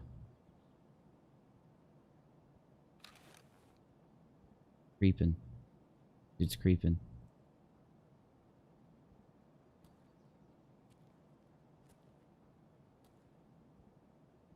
Gotta be silent for a second in the game here. So when do you think, I was gonna ask you, when do you think Kyle is gonna be, you know, when do you think he's gonna be like cool enough to come back to YouTube? Well, I mean, technically, I guess he already is, because he does that little show with, Come on, bro. Come on. How in the fuck did I not kill that last dude, bro? I at least got 3 players, though, that game, so it's a plus. But I don't know how I didn't kill that last dude. I just watched it, and it looks like there was fire coming from up high as well. So maybe he wasn't the only one shooting at you. See, and that dude, this is why I don't like playing Tarkov anymore. When they first update the game, when they first that dude had no clue where I was, right? His buddy died. So I could have went anywhere. I could have went that way, or that way. This dude runs straight in and just throws a grenade in there. So he could have just been peppering grenades around like, oh, he might still be there. I'll pepper it there. Ooh, he might be over there. He just had no idea where I was. Okay, so we got 2 players, and that was a player scav. That one dude that was running up and back, that was a player scav. And that one might have been, but at least 3 players. Whoa, whoa, whoa. 1451. Did we trade? No, I didn't. No. Okay, I know what happened. Yeah. I know what happened.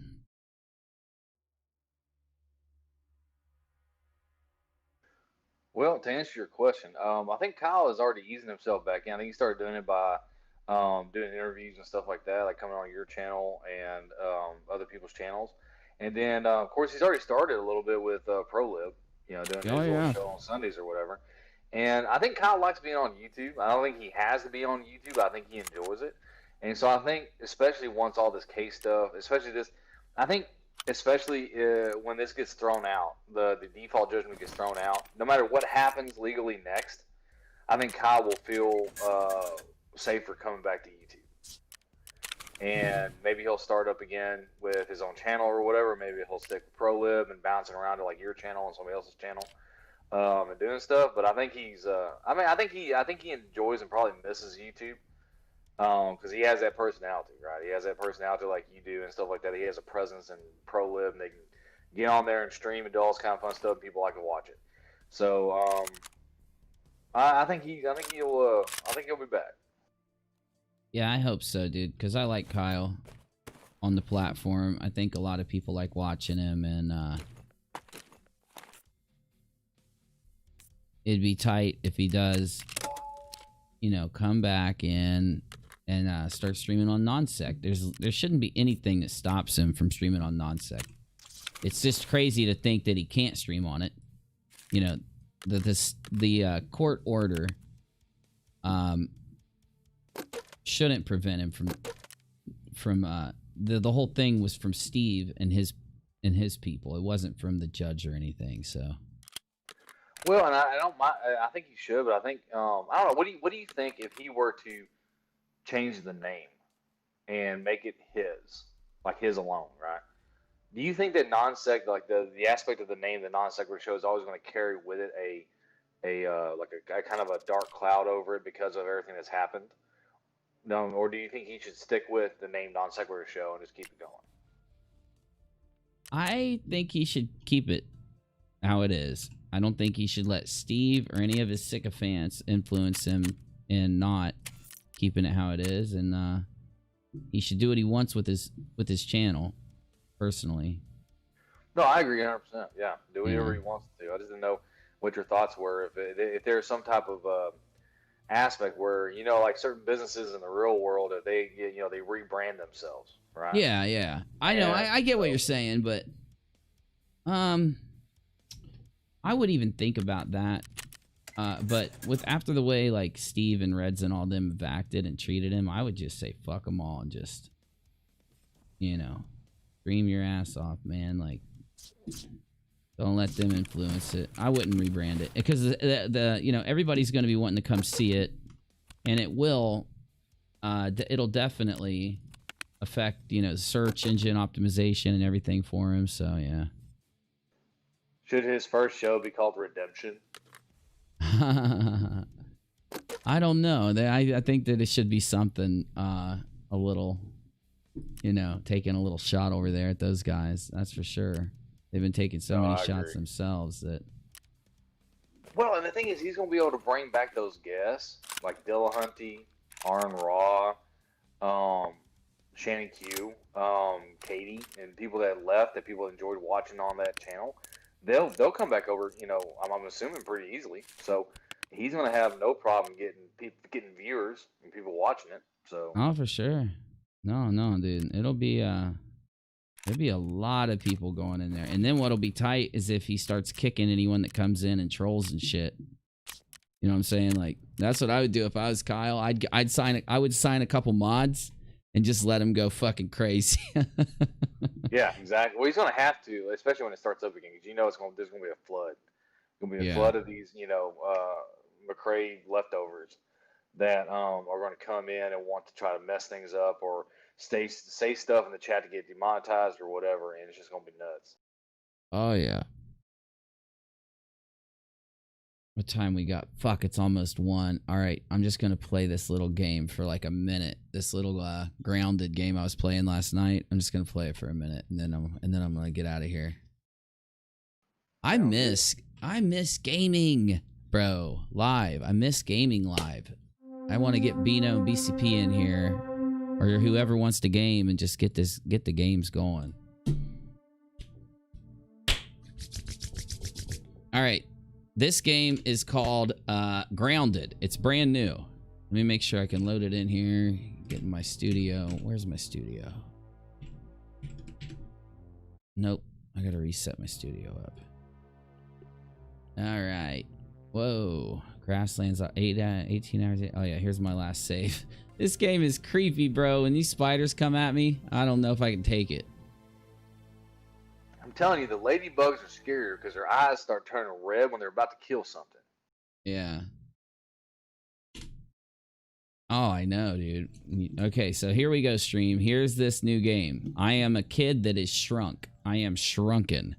It's like Honey, I Shrunk the Kids. Okay?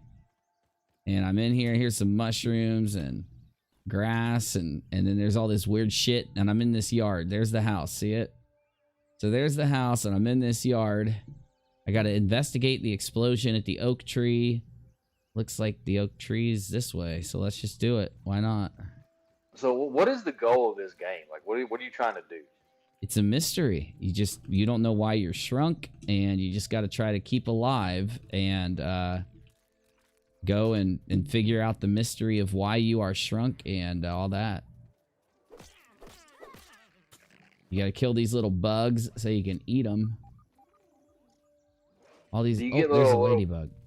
Do you get little clues along the way as to why you're shrunk, or something that leads you to it, like to figuring the mystery out, or you just run around until? Yeah. No, they got quests. They got quests you do, and those quests will like explain more of the story as you play through the quests and everything. All right. Oh, you gotta craft a storage building to hold all the extra stuff you grab. Okay. I've had worse, I guess. I got this little dandelion thing, y'all.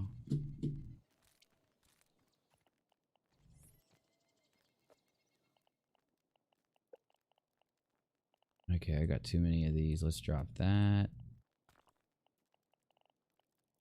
No, I didn't want to equip that, damn it. And I don't need these clovers. Crash the stack, yes. There we go. Now I can pick his food up. Alright. So there's an explosion over here, and I gotta figure out where. It's so crazy. The problem is these spiders and shit will jump out and try to freaking eat you. It's not fun, y'all. Dark Taz, I like that. Like the first episode could be resurrection. I understand. That makes sense. Yeah, that makes a lot of sense. Oh, there's an explosion right here. Yeah, resurrection or life after death or you know. You can't stop me. Yeah. Yeah, or how about served? I got served up my own show. I don't know. Like, I could go on and on and on, dude. Like, here we go. Found it. What is this?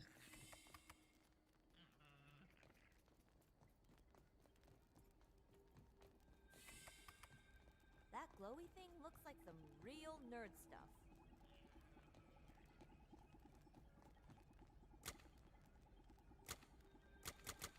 It's a Is that like a little puzzle. spaceship? What is that? It's some underground lair I found. Oh, shit. Hey. Oh. Don't. Oh, fuck. I gotta kill this. Oh, yeah. I got these things after me now, and I'm hurt now.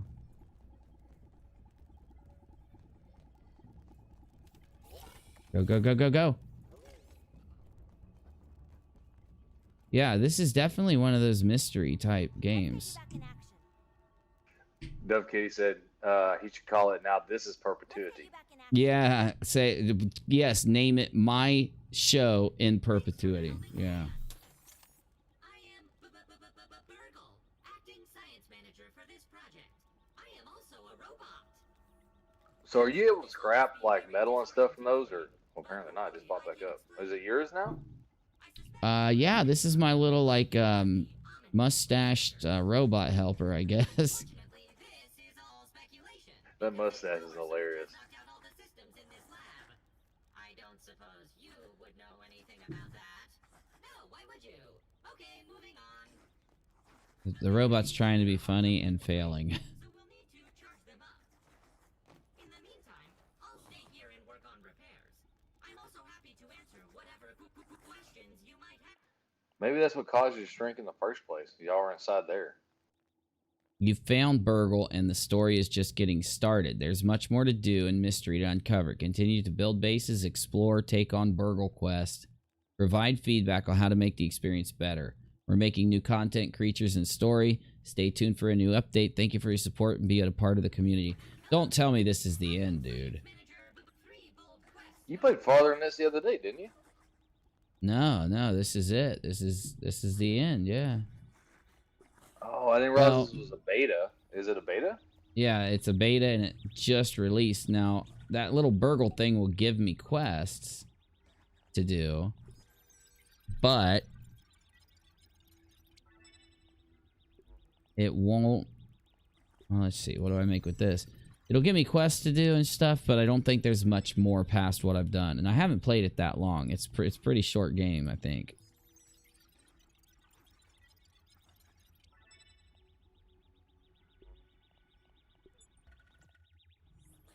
I think it's going to be a fun game, but it's definitely going to be one that they're going to do over time. I think that, you know, there's not going to be a lot to do right now in the game. Is this one a multiplayer or not? Yeah. Oh, yeah.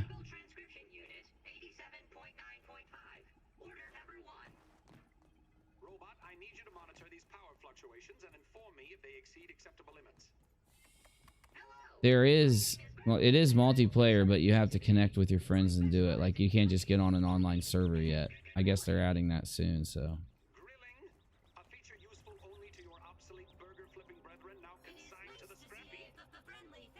Processing speed increase. Is there anything else I can? If you have any extra raw, bring me more of my Oh, damn, dude. All right, I think I've got this game beat. I'm not playing. I'll have to watch a review on it. If there is more to do, I'll do it, and I'll do my own review, but... yeah, I think we just about hit the end of the content. I mean, it's a really... the graphics are really good. And it's really creepy. It's got some really cool little enemies and such, but... it just doesn't have that... it doesn't have a lot of content yet, so... I don't know if they've got direction for where they want to take it, but the idea of being kids running around, you know, like pretty fun little concept. Well, hopefully they have a good story planned, because that's going to be the, in my opinion, that's like the crux of what you're doing, is that there's a really good story that, you know, develops over the playing time. Oh yeah, I think it's fun. I think if you logged in with some friends and ran around trying to kill those big ass spiders and shit. Oh yeah, that'd be tight. All right, let me see here real quick. Ooh, I have a new game for us. The Banner Saga is a new game I have. I'm not going to start it right now. There's just no way. If I tried, it's a story-driven RPG type thing. There's no way. but I got Dead Souls or Dead Cells. Yeah, Dead Cells. I'm gonna play around at Dead Cells, and then I'm calling the stream a night. Cool. What is Dead Cells about again?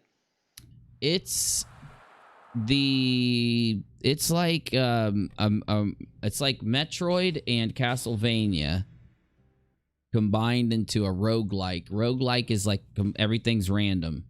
So like the whole level's random and all that. There's like bosses and there's there's progression to the game, but everything's just random in a roguelike. So this whole game, every time you play it, it's like it's new and everything's rearranged. So it definitely helps you helps with replayability. It's all about skill and well, what is the storyline to it? Like, what are you trying to accomplish? So there's you died, and I'm assuming that you died, and your life essence or some shit is on this island, and you got to try to go up and defeat the king of the island. There's this like crowned king dude that you have to try to battle, and I've defeated it. I beat Dead Cells, and it's a really badass story. And there's all kinds of different endings you can unlock and different things you can do. It's actually really tight. And it's all about the combat and dodging and arrows, defeating enemies. I mean, it gets really complex. It's not a shallow game, that's for sure. It's very hard also. It's very much a brutal game.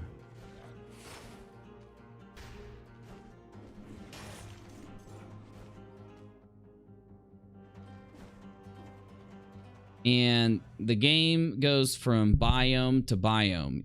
I just crashed. You gotta be joking, dude. Anyway, it goes from biome to biome, and you try to do like, you try to see how far past the fuck, Chuck. There we go. You try to see how far past like each biome you can get, and eventually, here, I'll play Carrion. It's a new game I got. We'll try a Carrion out since Dead Cells crashed. I gotta reinstall Dead Cells. It's not working right. Now this game is called Carrion, something like that. And like the term for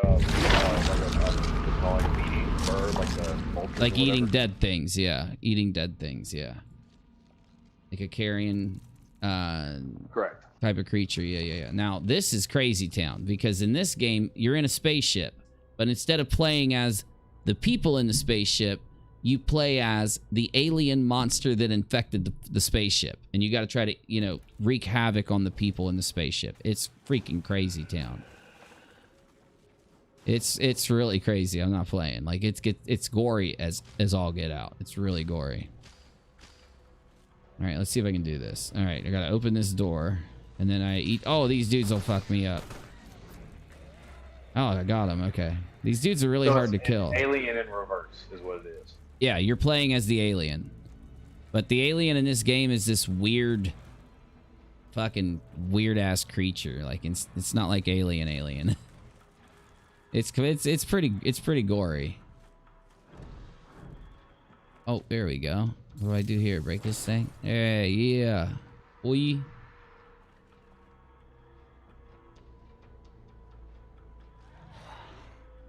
Oh shit, I got a new attack.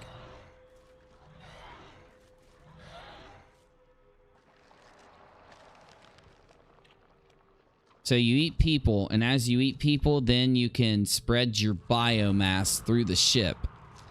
Once you've eaten more people and you get more powerful. I'm like getting huge. My monster is getting fucking enormous.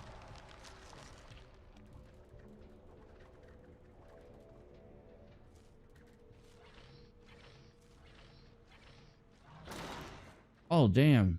I can break through walls now.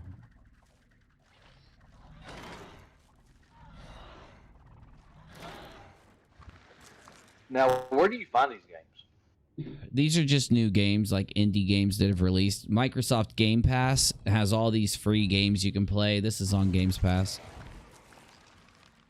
Bro, why? It's just non-stop. My control is vibrating non-stop. How do I turn this off? Vibration. Thank you, dude. 0. I do not need vibration. Thank you. It's just non-stop vibration. Oh, it's still vibrating and I turned it off. Nice. That's nice. Eat him. Eat that fool. All right, I ate him. Oh, I just murdered those fools. Yeah, they just went bye-bye. This game is gross, dude. It's gory. Stream, are you seeing this? Are you guys seeing this? I kind of feel bad for these little dudes that keep eating and shit. Oh, I can't feel bad when you're the monster, Kenny. True.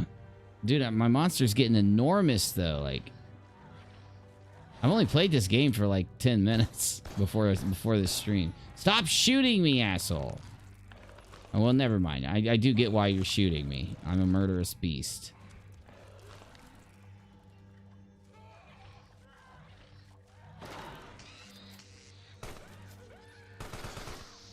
Oh, dude, it's a machine. Oh, he's almost killed me, dude. He fucked me up, bro. I'm almost dead now.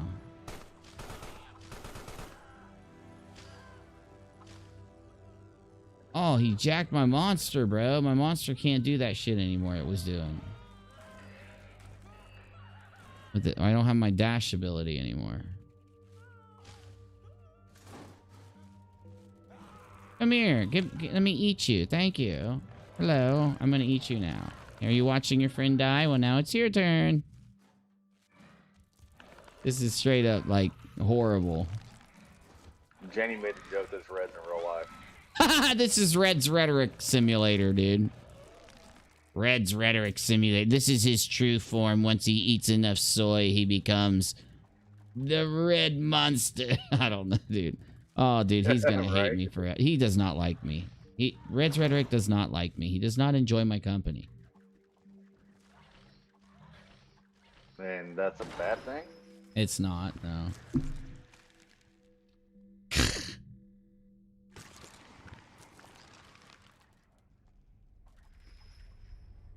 I have no idea where to go or what to do, though, in this game. Like,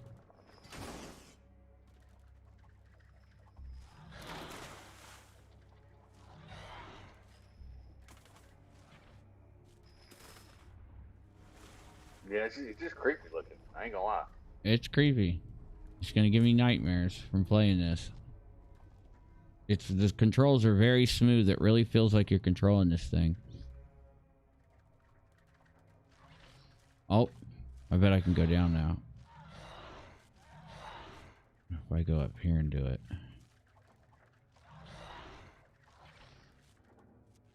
Huh.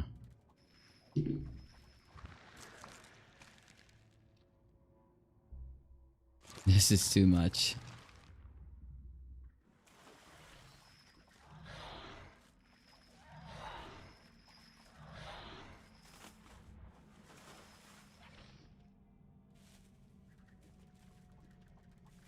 So what are your weaknesses? Like the gunshots hurt you, or? Oh yeah, the bullets will fuck you up, and some of the humans have like electric and shields and fire and stuff, and you got to figure out different ways to kill them.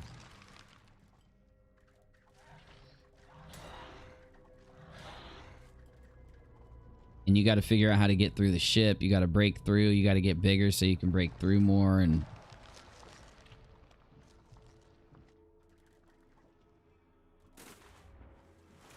I have no clue where to go or what to do. It's like, oh, here we go. I can get through here, I bet. Yeah.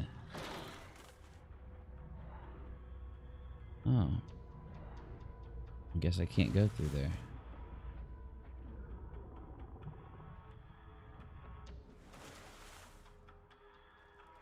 Here we go.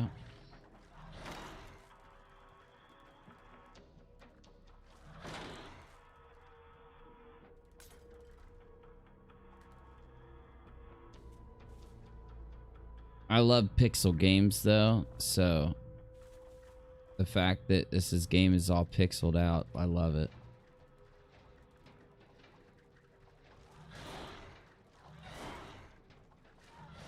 It's kind of a nostalgic look to an extent in that. Oh yeah. I love when they do that, where they take an old look and they make it like they could never made a game back in the day that was this smooth and complex. The gameplay would have been affected by, you know, back like the machines that pumped these games that looked like this back in the day. So I love how they make them look now. Alrighty, it's getting late. Navy, thanks for chilling with us, bro. We appreciate it, man. We'll see you tomorrow, dude. Night, man. See you tomorrow. Jump in here tomorrow if you can. All right, stream. Look at this. Look at this screen.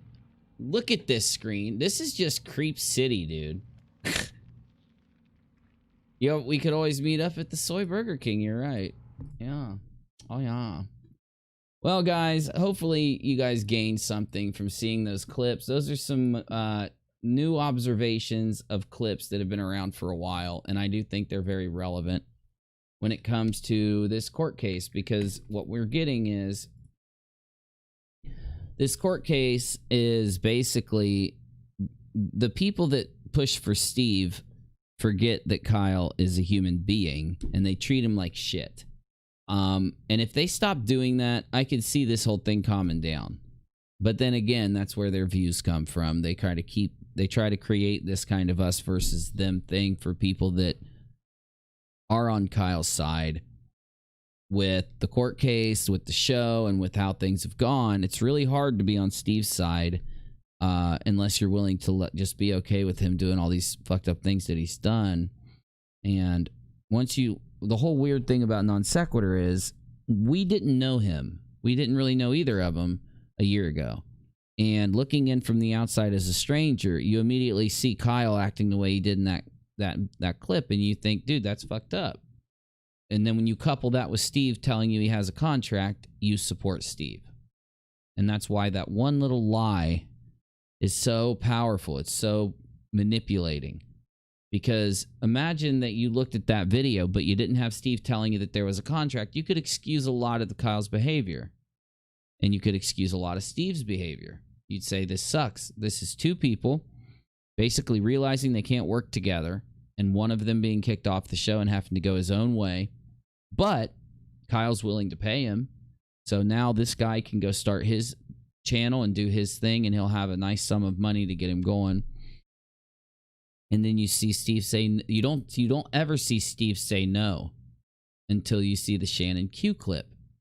And that's why it's so fucked that clip is unlisted now, and no regular person who doesn't have access like I do with the links and stuff like that people have saved and collected, because people that knew what Reds and Steve were saved those clips and those videos and then sent them to me and other YouTubers. So you got to remember, the selective showing of what happened provides that layer. If they don't show you the Shannon Q clip and they tell you they had a contract, they had the entire community behind them until those things were realized. As soon as I found the Shannon Q clip, as soon as I started pressing about the contract, here we are. And now we've got a clip where he admits he never had a contract. Never. And he would have never said that then. That was the most important time for Steve to say that he had a contract. And he said he didn't have one. So my point is, in the future now, when we go into these situations, we're going to be very careful for people to, hopefully we'll be able to see those instances where a little bit of manipulated information can change the fabric of a whole story. And hopefully through experiencing this fucking mess, we'll be more prepared to differentiate between somebody who's honestly trying to tell us, like, I have a contract and this is being kicked off my show. And maybe in the future, if something like this happens again, we'll be able to differentiate between, I don't have a contract, but I'm telling you I do to manipulate you into supporting me. And I'm going to go unlist videos where you will hear things that will lead you down the path of supporting Kyle. We should never have that taken from us. If it happened, we shouldn't have it taken from us. It's historical revisionism. You know that word, right? That was used to describe Katie Joy Paulson on Instagram and into Facebook groups.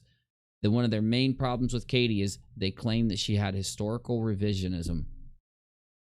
And you could say everybody does, because anybody that gives you their memory is giving you the history, you know, revised through their memory. But historical revisionism is taking something that happened in the past and doing what you've seen done through these clips I've shown you with a purposeful intent. And this is the damage of historical revisionism. Now, you could apply this to other things in our world or in our life. People destroying statues, people trying to get us to forget the bad things about our history. And then, like they always say, if you forget the past mistakes, you're doomed to repeat them. And it kind of like, you could be all soyish, and I'm just being silly. You could be a little bit sappy. You could be a little bit cheesy and say those things, right? But in all reality, one little detail. Now, do you realize how manipulative you have to be to like, most of us would never know which detail we have to manipulate specifically to a certain point to be able to convince masses of people to hate our opponent and favor us. And this is another layer to this. I hope you realize how narcissistic and manipulative and how dishonest you have to be to even have a brain that functions to realize those little parts of a story that you need to manipulate in order to get people to support you and hate your enemy that much. And the knowledge that they have, if they didn't apply their knowledge to YouTube hostile takeovers of channels and instead did it for like war or politics, they could be the most powerful politicians that ever existed. You get me? But instead they apply this crazy knowledge, this crazy ability they have to manipulate people, and they apply it to making money on the internet through YouTube, which I just think is stupid. They should just be running a website. They should just be like doing something different, you know, because then you're not going to put yourself out in the open while skeezing so hard. Like, do something that hides you. So when you skeeze, you're not out there in the open with your skeezes all recorded for the world to see, because you become a really obvious skeezer when that happens. Your skeezing becomes documented, and a skeezer does not want his skeezing to be documented. We know this. Anyway, I haven't streamed on rockAlot in a few days, and I've been not streaming daily because I've been working on videos a lot. And these clips that I showed you tonight were brought to me recently. Even Keon brought me one last night. And I told myself, you know, I think these clips are important. They need to be in a show. And I just said, you know what? I'm going live, and I'm just going to do it. I'm just going to talk about these clips. I'm going to pull up the other clips. I'm going to show people what happened, especially when you have this filing and you compare what you see in this recorded history of what happened to the filing and the way that not only a certain person, but his sicko fans, or sycophants, if you will, if you compare the way they're acting about that filing, and then you compare it to what you see in Twitter and the way they are, you really get a feeling for how much of a lie is being pushed. And I think that it's hard to see that and reconcile it, and because it's so obvious at this point. And you say to yourself, just let it, like, you want to just, you know, look at them and say, just let it go, dude. Just let it go. Let everybody move on. Because if you really are cool about shit, you're not just going to sit here and let Kyle Curtis take the brunt of all this bullshit, all these lies. Now, if they were being real and honest, then okay, fine, get up there and be real and do your thing. But they're trying their damnedest to misrepresent Kyle, misrepresent Non Seq, misrepresent what happened. They've changed their talking points from those clips I showed you to now to completely different things. They've changed them to complete lies. And I think it's important to kind of represent Kyle a little bit, because how else does he? He's just one dude who he won't go to his channel, right? He's trying to do the right thing since he got ordered to not go to his channel. The one thing Kyle should be doing is taking these clips I've showed you and taking them to Non Sequitur this weekend and playing them for his old audience. That's what Kyle should be doing. Kyle should finally come to me and say, Uni, give me a supercut of these clips. Make them into a video, add a text box in before and after each clip, and I'll play it on Non Seq. I'll upload it. That's what Kyle should be doing. It's not going to affect his court case. I understand him waiting.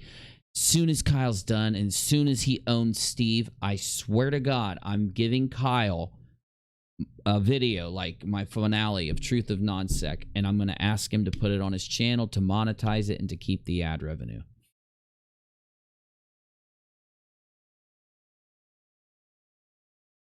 That should be the first video back to Non Seq. Hey everybody, it's me, Kyle Curtis. Haven't been uploading in a long time. I know you've heard a lot of stuff. So why don't you just sit back for a second and let me show you the truth of Non Sequitur, and then have those clips play. Wham. No, actually, don't just play those clips. Play Steve talking about suing him, and then play Steve saying that he can't sue him. Play Steve saying that he has a contract to his financial supporters in like 4 clips, and then play Steve saying he doesn't have a contract, right? Play Reds and Steve saying and arguing, and show their tweets where they're arguing that they have a 50-50, and then take the clips I played tonight and show them admitting they don't have a 50-50 and that they need a 50-50. Put all those together, every one of their lies, and put them on Non Sequitur. Out these guys to the actual audience that they fucking deceived. Soon as this court case is over, I'm going to keep making that video and showing it to Kyle until he agrees, okay, fine, that edit of that video is good enough. I'm putting it on Non Seq. I'm doing it. I'm doing it. Wait and see. Wait and see. Yeah, title it Non Sequitur Show Vindicated. Non Sequitur Show Vindicated. That's right. That's right.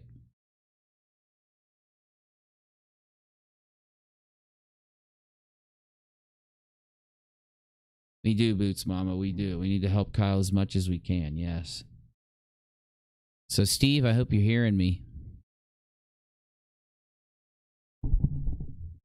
Every time he attacks somebody, for every time he attacks anyone, for every time he shit talks anyone or anything, for every person he harasses online, for every one of his trolls who go out and troll somebody, I'm going to grab one of Steve McRae's lies and I'm going to edit it in to a massively awesome edited video. And I'm not going to pull any stops. And I'm going to make it the best edit I can possibly make. And I'm going to save all of it up. Every one of his lies, every one of his fucking skeezes, every one of his attacks, every one of his things. And I'm going to put it into a supercut, and it's going up on Non Seq the very second that this lawsuit's over. I will hound Kyle Curtis until he okays it. I will hound Kyle until he okays it. Oh, Standing Foot, you're good, man. I didn't even see, when I was gaming, I didn't even see, so I don't even know what you were doing, bro. I didn't even see it. Yeah, it's all good, man. I don't know. I don't even know what you were typing. My bad, bro. I should have paid more attention to the chat. You volunteer to be a meat shield? Hell yeah. Oh, Menace, let me know when you get the video done, bro. I'll share it out.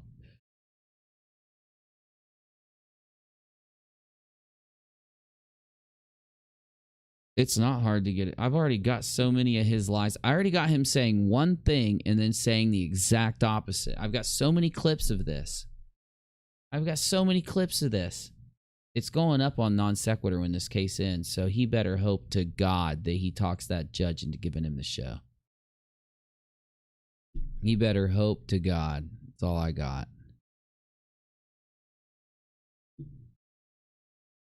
All right, y'all. I'll be back tomorrow. Keep an eye out for an upload. Oh, shit. I forgot to show you guys really quick while I go out. I just uploaded tonight.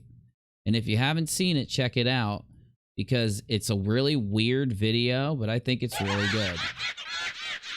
I uploaded this video really late. I think I got it up at like 5 or 6 o'clock. So help me out. Go give it a view, but take a look.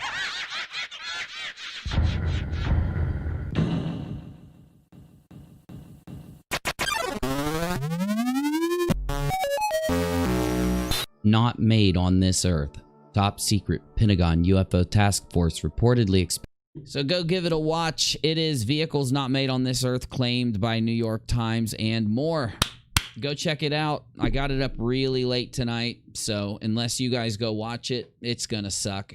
It's not gonna perform well. All the views stop coming in around midnight when I upload, so my live streams do good after midnight. My views don't. But maybe tomorrow they'll pick up. Maybe not. We'll see. But you'll have a new video on UNIRock 2 tomorrow, so keep your eyes open. Hopefully it'll be out earlier. You know what? Maybe what I'll do is I'll do the video on UNIRock 2 tomorrow, and I'll upload it Saturday so that I can get it on early, so that it doesn't just, you know, so it doesn't just upload in the evening. Because all my peeps, so all my views when I upload a video are between like 10 a.m. and 10 p.m. and all my live stream views are between like 9 p.m. and 3 a.m. Pretty crazy. It works because that, if you think about it, that's what I've done on YouTube this whole time. I during the day make videos and at night I stream, so that's probably why it's like that. People just keep their eyes out during those times or something. I don't know. It's pretty fucking crazy. Anyway. All right. See you tomorrow. I'm out.